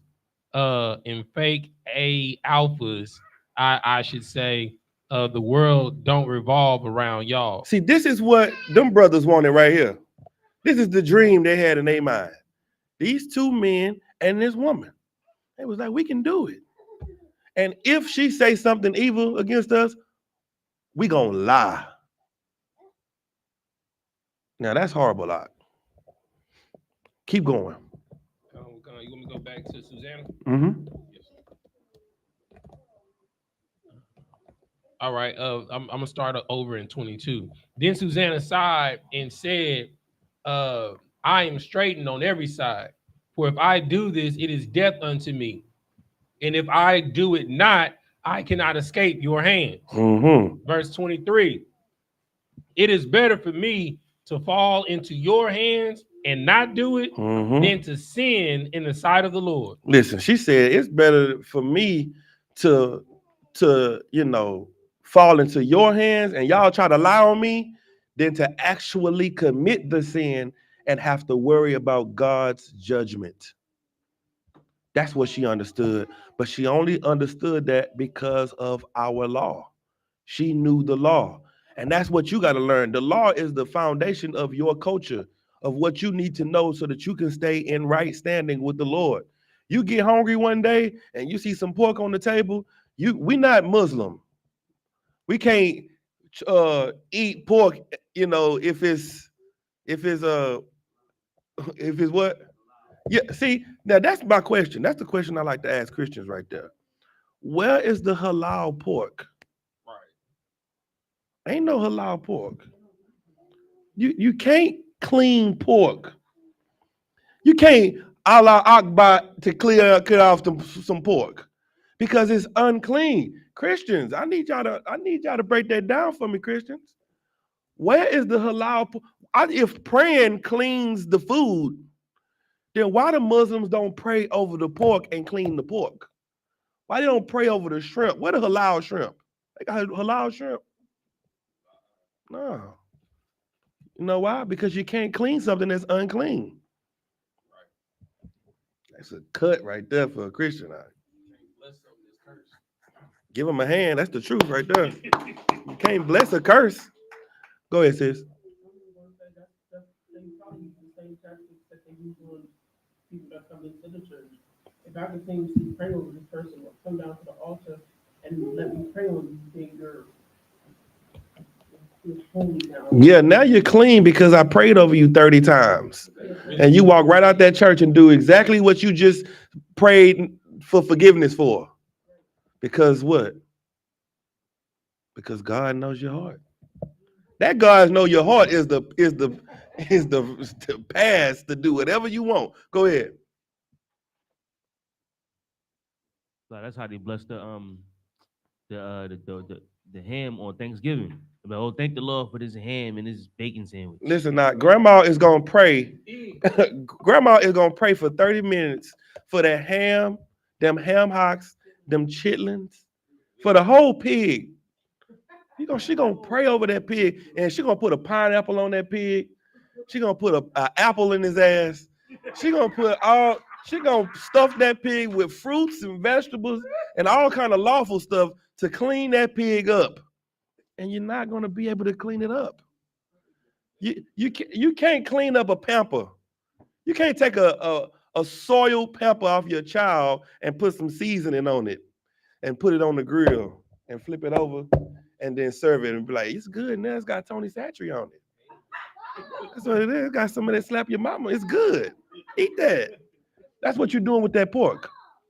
You praying over this pork, you seasoning this pork up, and it's still boo-boo. You eating seasoned boo-boo. Keep going now.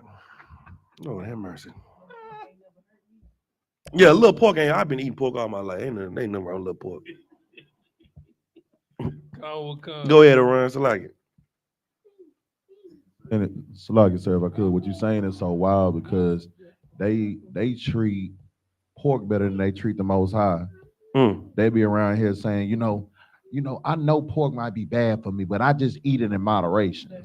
Moderation, boo-boo, is crazy. They say I eat it in moderation, so I don't eat it every day. Yeah, but I at least have it twice a week. Yeah, twice a week is a lie because you eat it for breakfast. You eat it if you go get a breakfast sandwich at any restaurant, it's pork. That sausage is pork. You don't know how much pork you eating until you stop eating it. And you got to go to the restaurant and give them a goddamn SAT. Yeah, got to ask all the questions on what's in this? What is it made with? What's that? A sausage? What's the casing on the sausage? You gotta damn near. Yeah, you gotta damn near be a biologist to eat. Now, go ahead. I think after I came into the truth, I pissed my grandmother off, and I think it was a bag of potato chips and Jiffy's. Jiffy. And Oh yeah, yeah. she was like, I was like, she never ate pork. For as long as I was getting ready, she never ate pork. Mm-hmm. So I'm like, this has lard in it, pork lard. And she was like, how you know? It said on the back, get the vegetarian one. She still don't got a vegetarian one. That's crazy. So it's just that's that demon. A pork demon is in a pork demon in cornbread that you can't let go of is strong. That's crazy. You don't even eat pork, but you just can't let go of the comfortability of just doing it the same way. That's what she didn't have in her. She was like, the law says it, I'm doing what the law say. Forget what's comfortable for me. Because I could do this and just, nobody would ever know, they wouldn't tell on me, and I could just, but she was like, nah. But the thing is, she don't eat pork because of, though she's a Christian, she eats it just for health purposes. She don't eat it just for health purposes. So when she cut cigarettes, and my granddad got clean, they cut cigarettes, he cut his drugs out, and they just stopped eating red meat. So they don't even eat red meat at all. Oh, okay. But I don't think they took in consideration that there's multiple products that we consume on a daily that have those properties. Mm-hmm. So when I told her that, it was kind of like, it's not to her. It's like it's not visually appealing. Mm-hmm. And then, like you said, it's that comfortability that you understand. But and that's what make what we do such a sacrifice, because now we taking everything serious about what the law says. We walking through stores, we flipping over, we reading in the back, we reading the fine print. We on the internet looking for this. What does this word mean? Is this another word for Lord? Is this another word for, this gelatin? Is this the type, what type of gelatin is in this candy? And we doing all of that. What's in this medicine? You know what I'm saying? The capsules. We like, what is this capsule in? Is this a pork gel capsule? Because we want to be righteous. And that's the same thing with Susanna. Susanna was like, I'm not worried about y'all. I just want to be right with the Lord. That's the spirit you got to have, but you're going to only have that by respecting the Lord's constitution. That's how it starts. This is a milk class. This class is so you can get the basics of understanding how to be righteous with the Lord. Go ahead. I was just gonna say, sir, what you're saying, like it goes back to like your original point. It takes work to get freedom. Yes.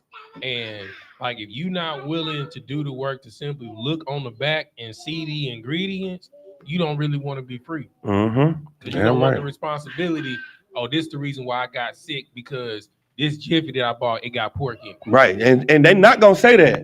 Right. They're not gonna blame it on the Jiffy. They're not gonna blame it. It's just the flu going around.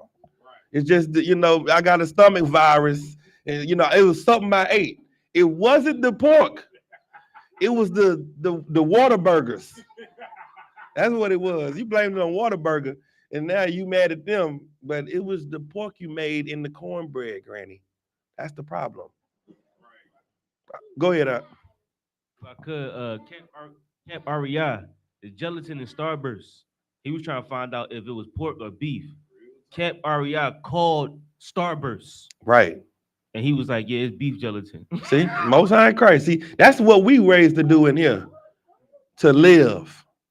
Okay, so now, I'm going to skip down a little bit. So the brothers were inflamed in lust. If you could, 24 is extremely important because that's a law. Okay, yeah, go ahead. Come. Verse 24. And with that, Susanna cried with a loud voice. Oh, we. And the two elders cried out against her. Mm-hmm. Then ran the one and opened the garden door. And so verse 26. So when the servants of the house heard the cry in the garden, they rushed in at the privy door to see what was done unto her. So what was happening was, according to the law, you can't claim rape if you don't cry out. Right. If you just consensual, it ain't rape. It's consensual. Right. So she had to cry out, and when she cried out, they cried out too. Oh, she and him being freaky with some nigga. So that's what they said. They said some young brother jumped the gate when they came in and ran off, and they caught her in the act with some young brother. And she was like, they lying. They was trying to mess with me. You see what I'm saying? So let's scroll down. 31. She was a very delicate and beautiful woman. And these wicked, go to verse 32. Come. Verse 32. And these wicked men commanded to uncover her face, for she was covered, for that they might be filled with her beauty. They was like, I gotta see her one more time.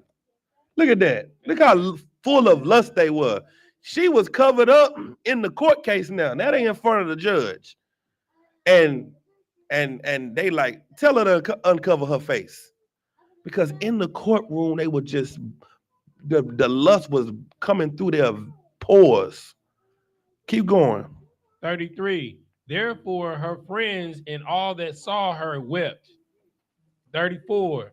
Then the two elders stood up in the midst of the people and laid their hands upon her head. Yikes. Verse 35. And she, weeping, looked up towards heaven, for her heart trusted in the Lord. Verse 36. And the elders said, as we walked in the garden alone, this woman came in with two maids and shut the garden doors and sent the maids away.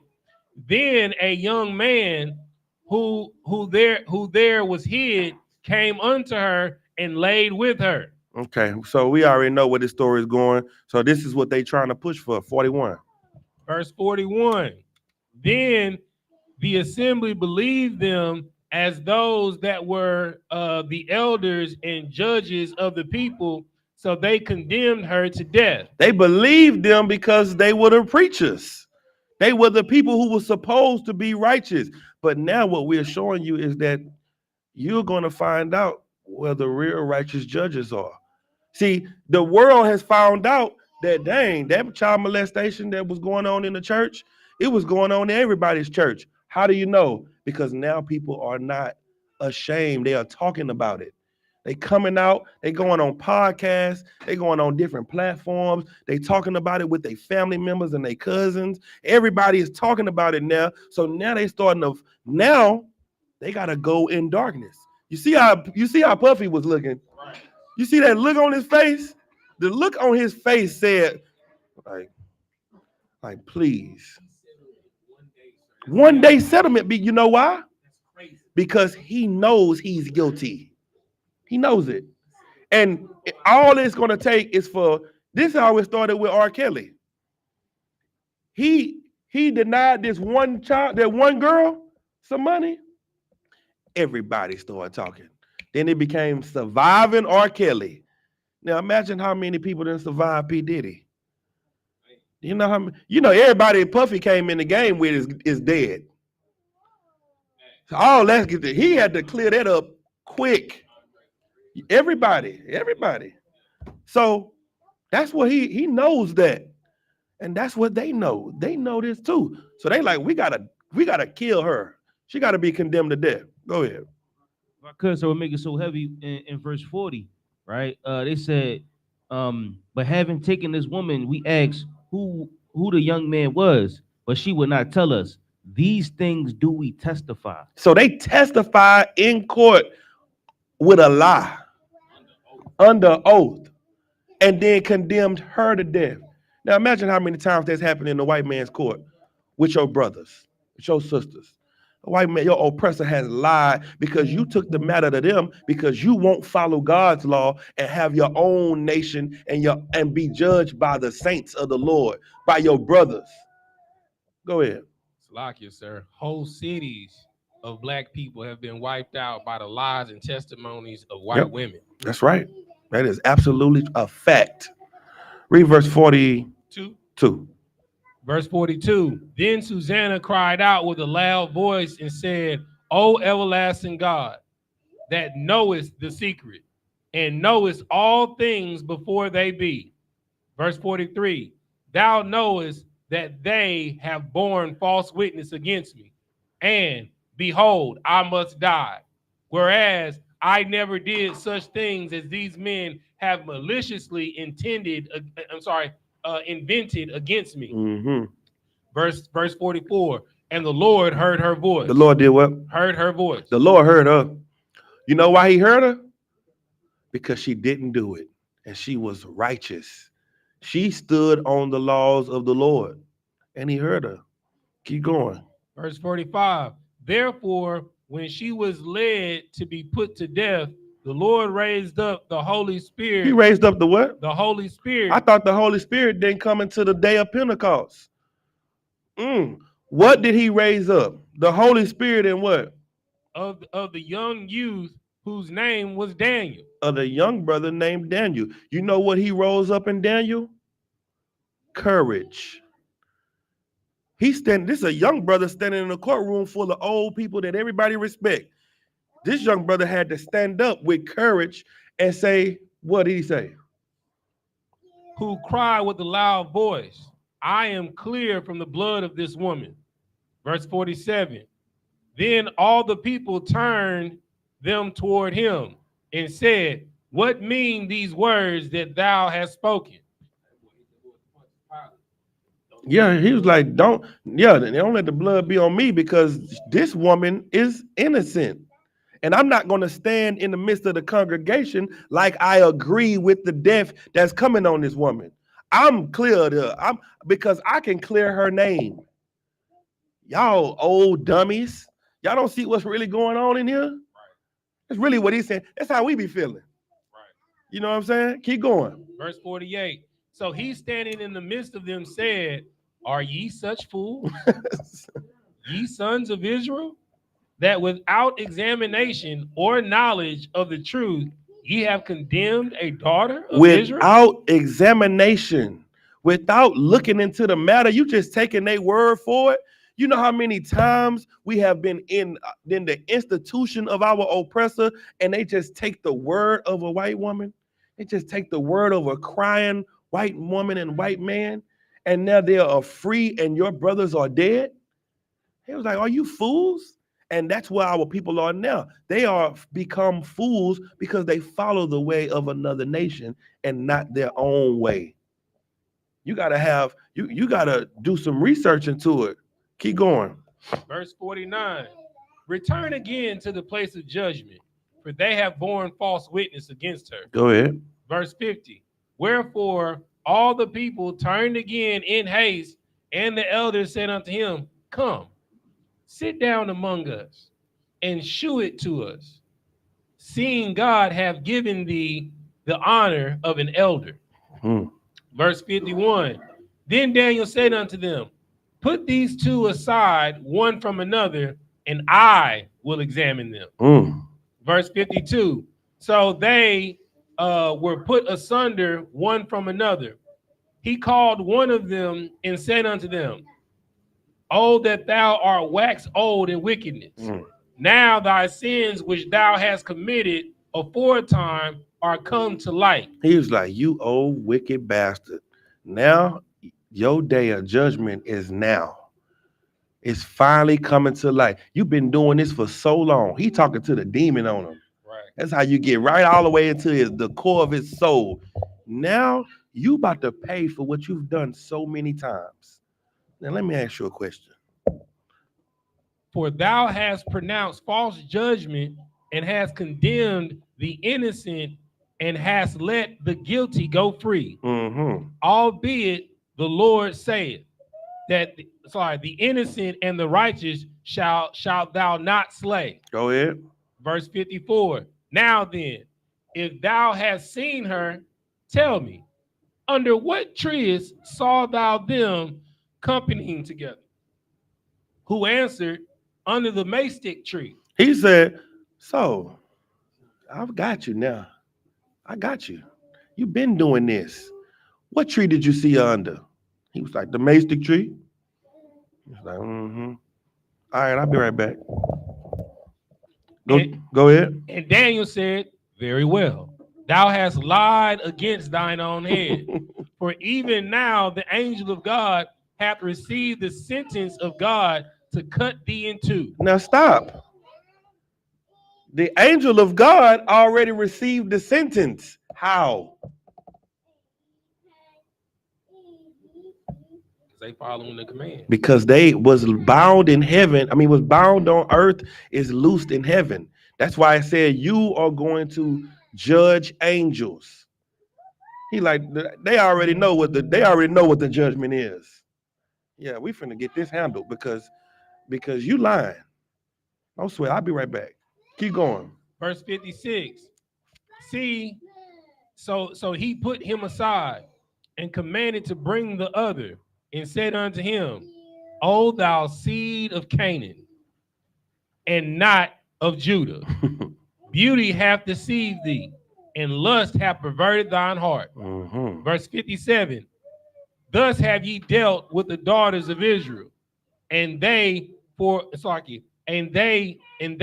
fear companied with you, but the daughter of Judah would not abide your wickedness. See, you've been doing this to our sisters. You've been assaulting them, and because of the fear, they never said anything.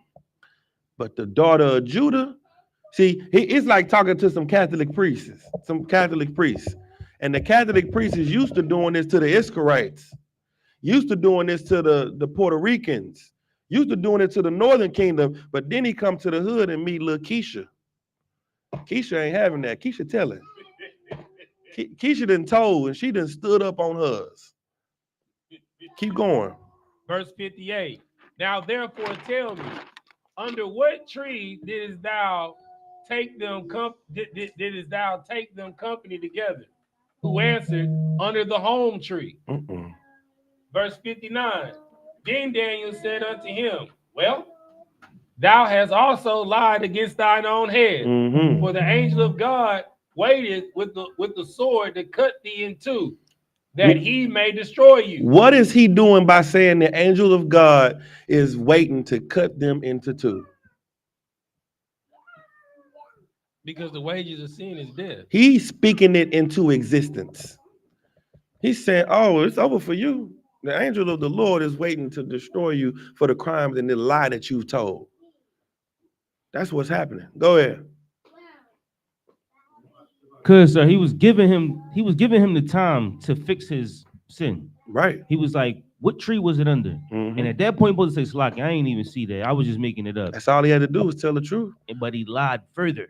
He furthered the sin. He added sin to sin. Keep going. Verse 60. With that, all the assembly. I was skipping something. Oh, no, verse you 59. read it. Verse 60. With that, all the assembly cried out with a loud voice and praised God, who saveth them that trust in him. Verse 61. And they arose against the two elders, for Daniel had convicted them of false witness by their own mouth. Keep going. Verse 62. And according to the law of Moses, they did unto them in such sort as they maliciously intended to do to their neighbor. And they put them to death. Thus the innocent blood was saved the same day.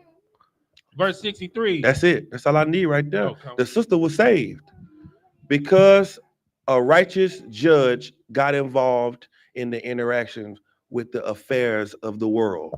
What our people need is righteous men and women to get involved in the interactions of the things that's going on in the world so that we can fix the problems of the things that's going on in the world.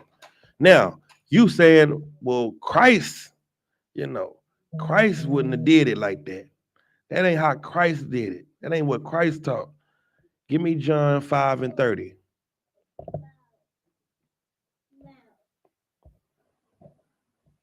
John chapter 5, verse 30.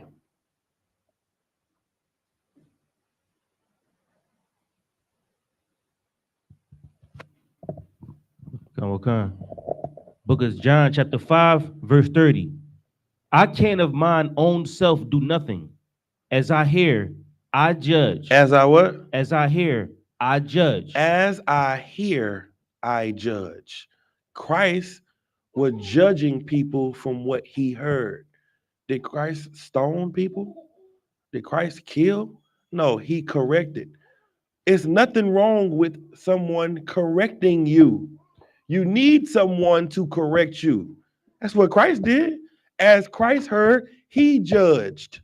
So why is it that when we hear, we can't judge? Why is it that you tell us about something that's going on and you tell us you can't judge me? Only God can judge me. You don't know the law. Christ knew the law. He's the word of the Lord. As he heard, he judged. Keep going. Come on, book of John, chapter 5, verse 30. I can of mine own self do nothing. As I hear, I judge, and my judgment is just. My judgment is what? Just. My judgment is just. Keep going. Come on, because I seek not mine own will, Mm. but the will of the Father. Because I don't have an ulterior motive. I don't have an agenda I'm trying to push. Don't seek my own will. I just want to make sure you're doing what the Lord wants. That's what you got to have now. You got to learn the laws of the Lord, and you got to put your agenda to the side. You got to put your feelings to the side and align yourself with the Most High in Christ. That's what you got to do. Give me the question that the Christian had.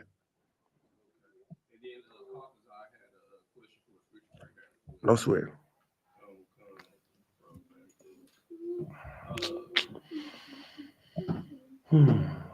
So this is from someone called their name is the false prophet. Oh damn, that's crazy.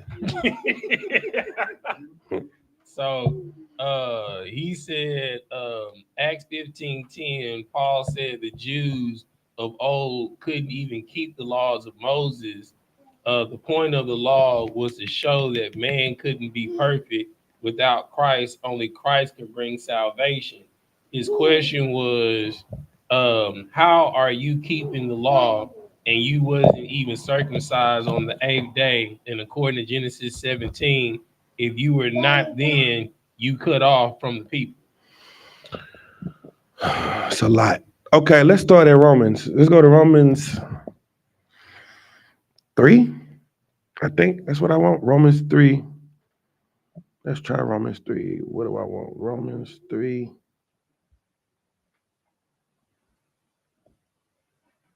Three and what? I want to get what he's pretty much trying to say. Let's start at 27. Oh, come on. This is the book of Romans, chapter 3. Hold on, let's start. 27. That's so I'm trying to go to a scripture that strengthens his point in his mind.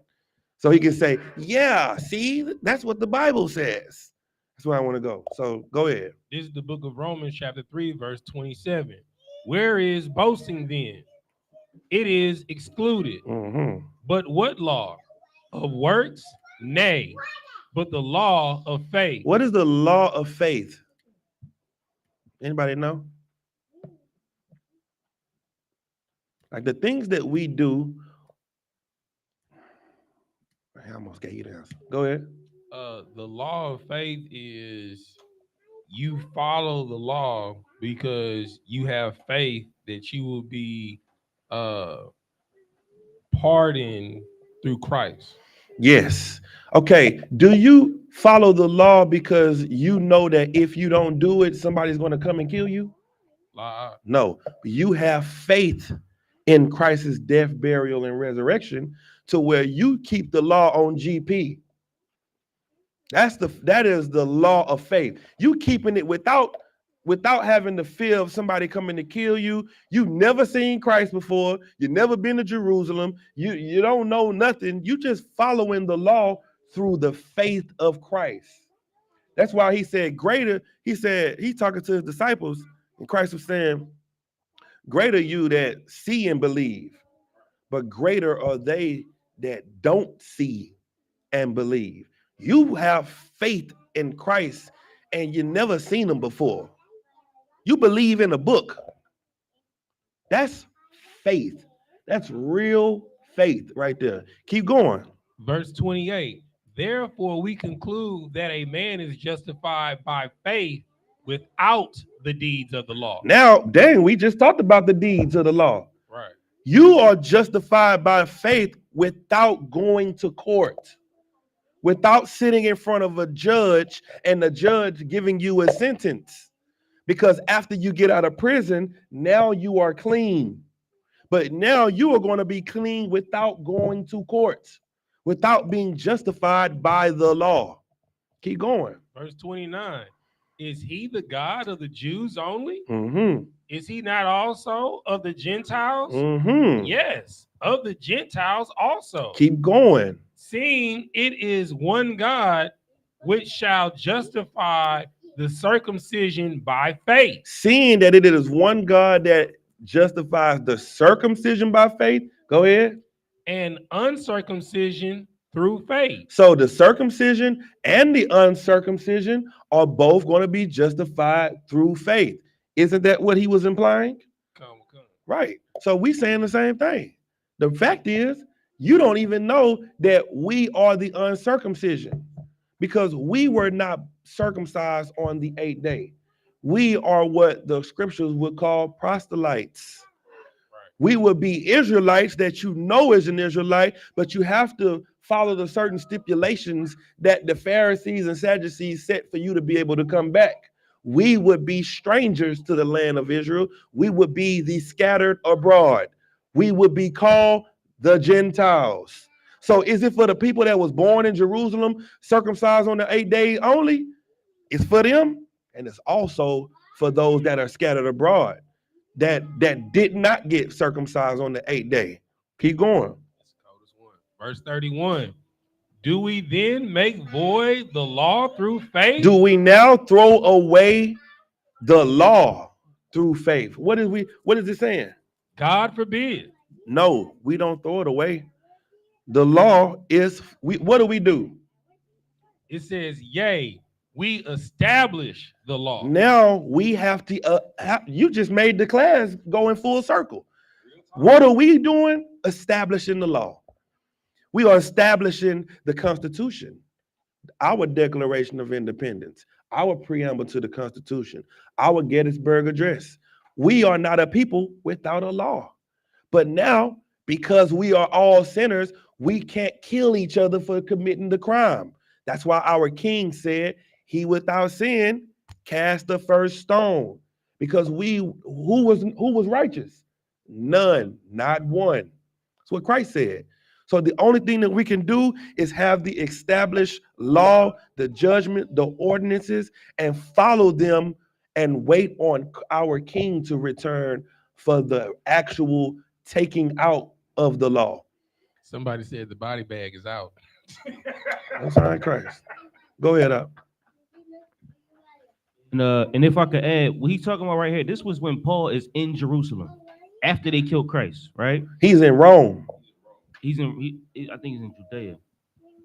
In Acts 15:10, you in Acts 15? Okay, I'm in Romans. My bad. Go ahead. God pulled. He's in Jerusalem, Mhm. right? And they saying, well, why should we keep the laws when the men before us didn't keep them?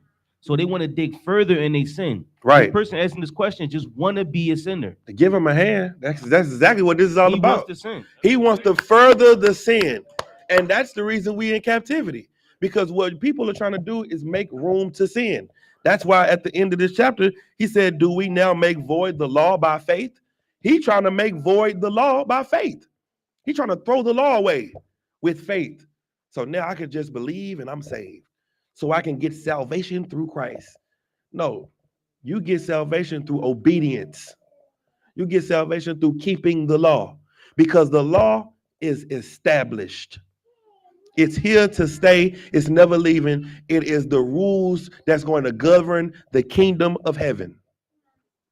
That's what it is. All right. Get Caucaside's question.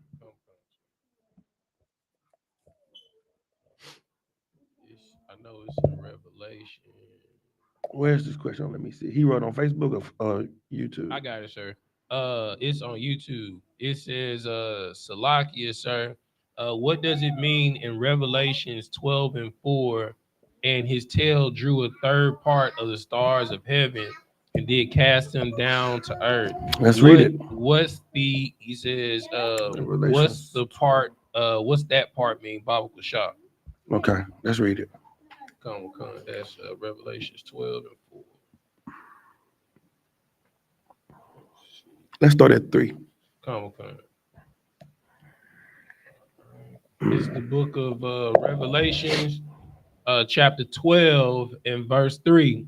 And there appeared another wonder in heaven, and behold, a great red dragon. So one of the wonders that we seeing is a woman with the 12 crown, the 12 stars on her head, which represents the 12 tribes of Israel, trying to bring forth the spirit of Christ into the earth, and the sun and moon with the wisdom and the knowledge. You know what I'm saying? That's one of them. And then another wonder is you see this dragon. Is that where we at? Read 3 again. This is the book of Revelation, chapter 12, verse 3. And there appeared another wonder in heaven, and behold, a great red dragon, having 7 heads and 10 horns, and 7 crowns upon his head. Now you see this other wonder you seeing as dragon. It used to be a serpent, but now it's grown into a bigger serpent, which is a dragon. Now it changes from just being a little small place to a multitude of people. Now they have 7 heads and 10 horns. These 7 heads are 7 leaders, 7 different leaders of this dragon. These are nations, right? The 10 horns are the things that make the 7 heads stronger, which is the military. So now you got these common markets, you got these countries, you got the power structure that's very strong to fight against this woman and her babies and her child that she's trying to birth. So you got a woman that's pregnant that's trying to bring forth a child, and then you got this 7-headed dragon standing in front of the woman before she gives birth. That's the visual of it. Keep going. Verse 4. And his tail drew the third part of the stars of heaven, and did cast them to the earth. And the dragon stood before the woman, which was ready to be delivered, for to devour her child as soon as it was born. And the third part that's going to be cast down to the earth is a third of the earth is going to be destroyed in this war. So the third part of the tail at the end of the dragon's rulership, the tail end of his rulership, a third part of the earth is going to be destroyed in it. That's what's going to happen. And it's going to throw down the stars. What are the stars? The things that you look up to, the power structure. Right now, you're looking up to Israel, and you're looking up to the U.S., and you're looking up to the European countries, and a third of them are going to fall. And you're going to see them fall, and you're going to be like, oh, my God. And that's why in Revelations 18, it said all of the merchants will be afar wailing at her smoke. They're going to see how how our king destroys the whore that sits on many waters, the superpower. And they gonna say, oh, we don't want no parts of this. We don't want no, what they said, we said, you want some of this too, old man? No. That's what's gonna happen. They're gonna be afraid. They're gonna want no parts of Christ and his angels and his brothers that's gonna be fighting in this time. But read verse 5. Verse 5. And she brought forth a man child. But it ain't gonna stop the child from coming. Even though you got this military might, you got this structure, you got this power, you're not gonna stop the child from being born. Go ahead. Who was to rule all nations with a rod of iron. See, that's why they don't want this king to come. That's why they don't want this child to be born, because that's gonna stop voting.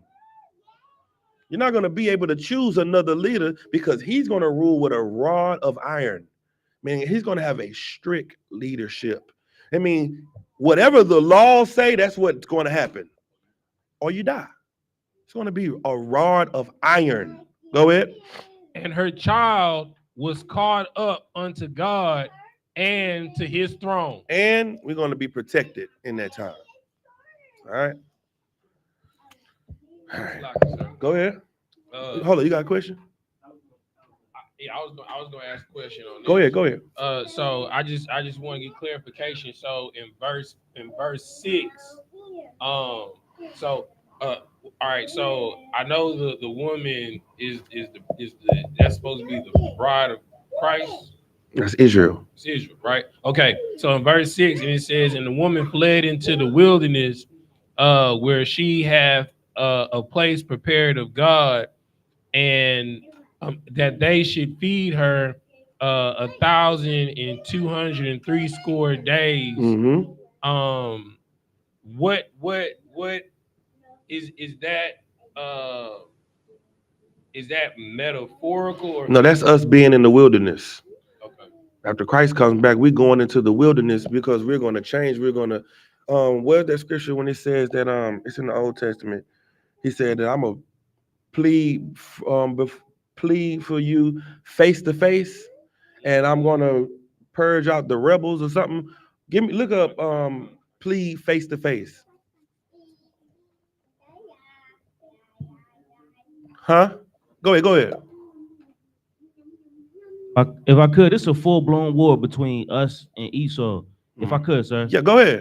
If you read verse 7, it said there was a war in heaven. Michael and his angels fought against the dragon. That's Israel fighting against that dragon, right? And they fought against his angels, which is his people, his messengers, his spokesmen, the people that represent the devil. You feel what I'm saying? They didn't prevail against us. And their place found, and there was a place found, and neither was there a place found for any more in heaven. And that great dragon was cast out, and the old serpent called the devil. So we prevailed against that dragon. And this is just it's set prevail against in the wilderness. You know what I'm saying? We went when the wilderness for 3 so many days, and we got strong. We became a nation, became a people. And then when we was able to fight and take out Esau, we did it. I absolutely give him a hand. And you know what the thing that's going to make us so strong? The law. Because when we get in that wilderness, that's what's going to be, it's already established, it's going to be enforced. And it's going to be enforced the right way, righteously. Go ahead. What you got? Where you at? Ezekiel chapter 20. What you talk about is verse 35. I'm going to start at verse 33. Let me get that with you. 20. 35. Yeah, 20 and 35. Go ahead. All right. Here's the book of Ezekiel, chapter 20, verse 33. As I live, saith the Lord God, surely with a mighty hand and with stretched out arms and with fury poured out, will I rule over you. Verse 34. And I will bring you out from the people and will gather you out of the countries wherein ye are scattered, right, with a mighty hand. See, that helps you understand. You don't have to go and all come and get in one land. You don't have to go back to the Middle East. You have to do none of that because the Lord is going to come and get you from all of the countries and all the nations where you were scattered. Go ahead. And with stretched out arm, and with a stretched out arm, and with fury poured out. Verse 35. And I will bring you into the wilderness of the people, and there will I plead with you face to face. Yep. Go ahead. Verse 36. Like as I pleaded with your fathers in the wilderness of the land of Egypt, so will I plead with you, saith the Lord God. Keep going.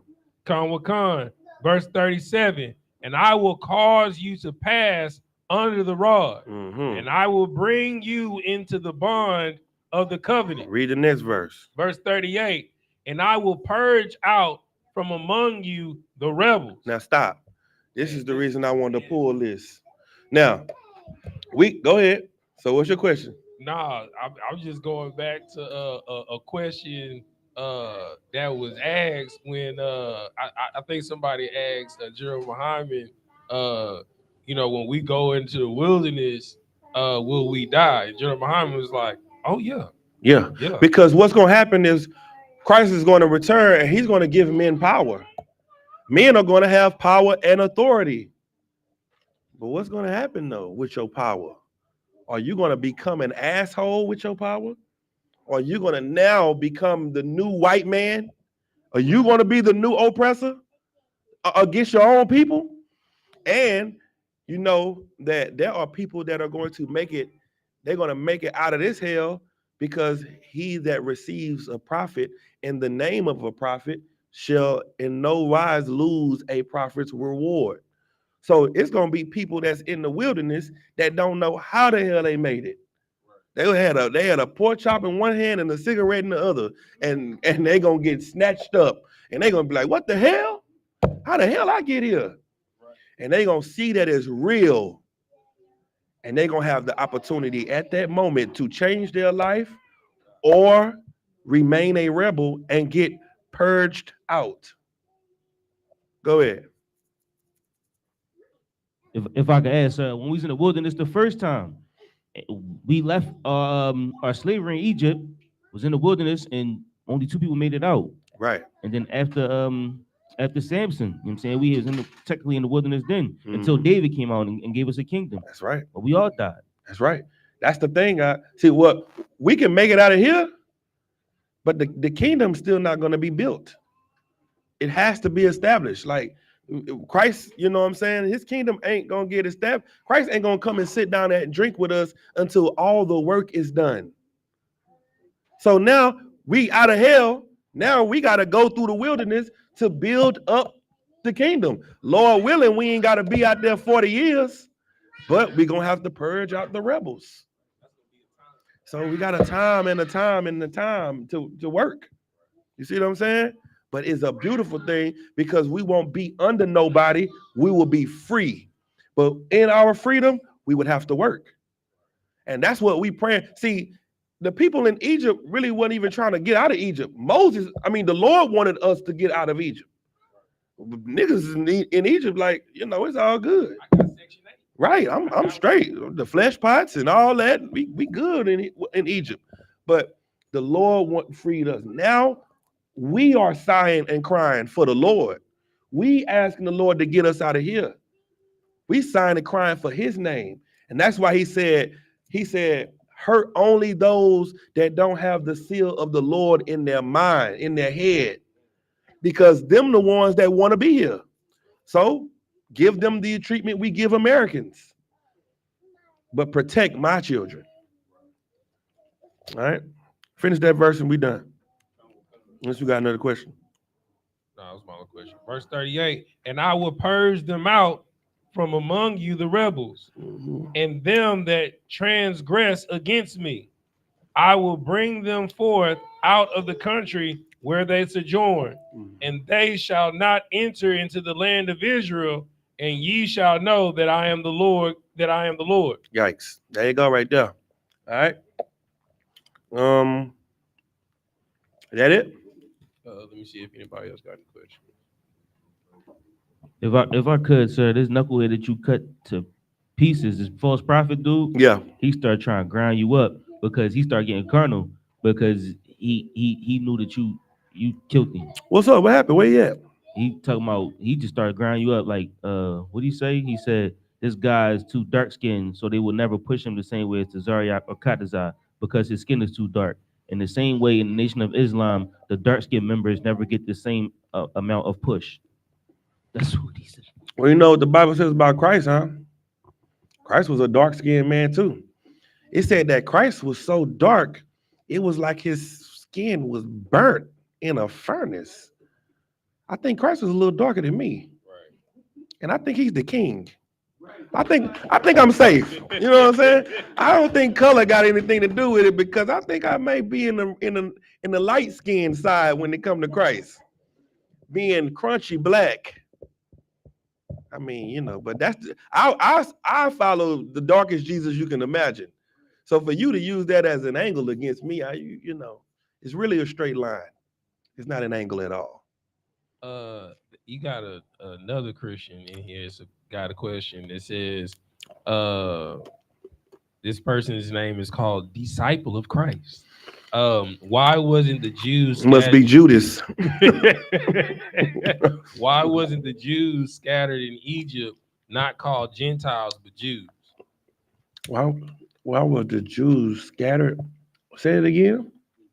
He said, or she, whatever it is. Why wasn't the Jews scattered in why wasn't the Jews scattered in Egypt not called Gentiles but Jews? I don't know what he's talking about. Give me a scripture reference. Yeah. Yeah, he's just talking. He don't know the Bible. Okay, come on. You know what? You know how we be drinking and people say, "Oh, y'all drinking and this and this and that," right? I don't think people read the Bible. Yeah, the oblation.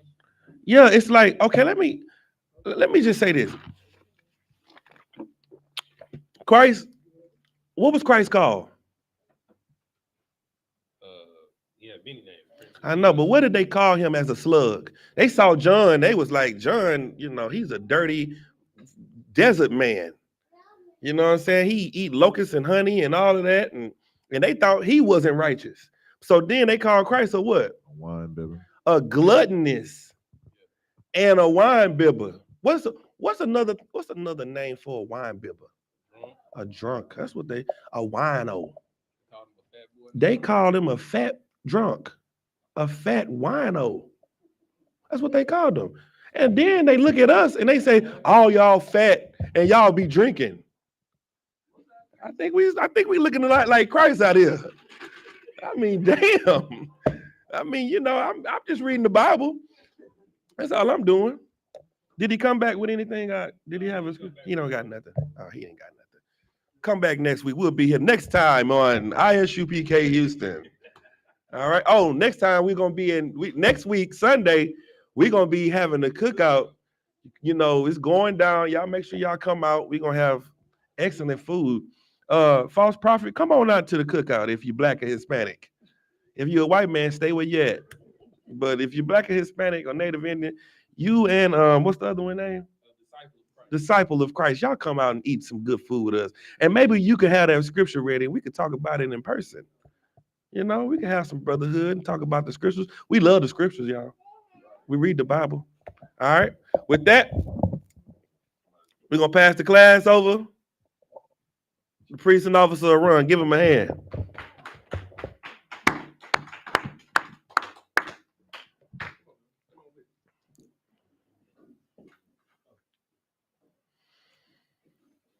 I'm telling you, y'all need to start learning. I'm going to start requiring y'all to remember the security announcements. We are the I.S.U.P.K. security announcements. We are the I.S.U.P.K. started out of rule for new brothers and sisters. There we go.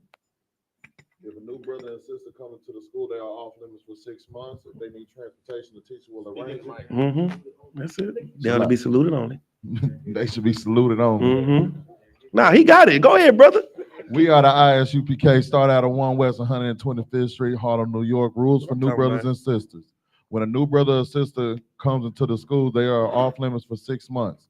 They are to be saluted only. They are here to shed themselves of the world. If they need transportation, the teacher will arrange it.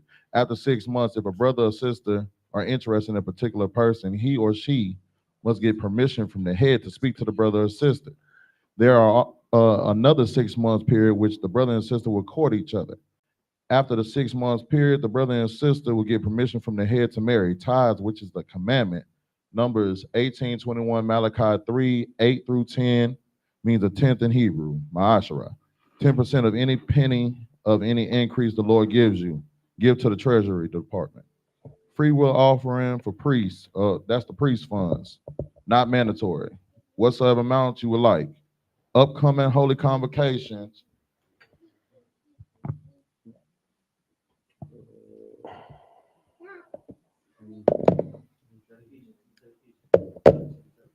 The Feast of the Dedications, the 25th day of the 9th month by the space of 8 days, Thursday, the 7th December, 2023, for 8 days. Read 1 Maccabees 4:52-61. If any brother wants to become a trooper in the school, to start wearing all black boots, shirt, headbands, and scarf. And those are the security announcements. All right, with that, imagine. Saul, we're going to turn face to east. We're gonna say the Lord's Prayer in the Hebrew. Is the Lord's Prayer in Hebrew. Abanawa. Abanawa. Shabbat Shemayah. Shabbat Shemayah. Kodash. Kodash. Hayah. Hayah. Shemka. Shemka. Yahweh. Yahweh. Alakukah. Malakukah. Taba'ah. Taba'ah. Ratazayaka. Ratazayaka. Hayah. Hayah. Aisha. Aisha. Ba'aratazah. Ba'aratazah. Kawa. Kawa. Hayah. Hayah. Bashemaya. Bashemaya. Nathunlanawa. Nathunlanawa. Lacham. Lacham. Call. Call. Yawam. Yawam. Wasalaknawa. Wasalaknawa. Kabawatnawa. Kabawatnawa. Kasalaknawa. Kasalaknawa. Kabawatinawa. Kabawatnawa. Wala'ah. Wala'ah. Tabi'ayanawa. Tabi'ayanawa. Banasaya 1. Manasaya 1. Abal. Abal. Kawashayanawa. Ashayna. Mayan. Mayan. Rai. Ra. Kaya. Kaya. Laka. Laka. Amalakwa. Amalakwa. Wahala. Wa'ala. Wahata Parak. Wa'atapara. La'awalamyam. Wa'awalamyam. Aman. Aman. Go ahead.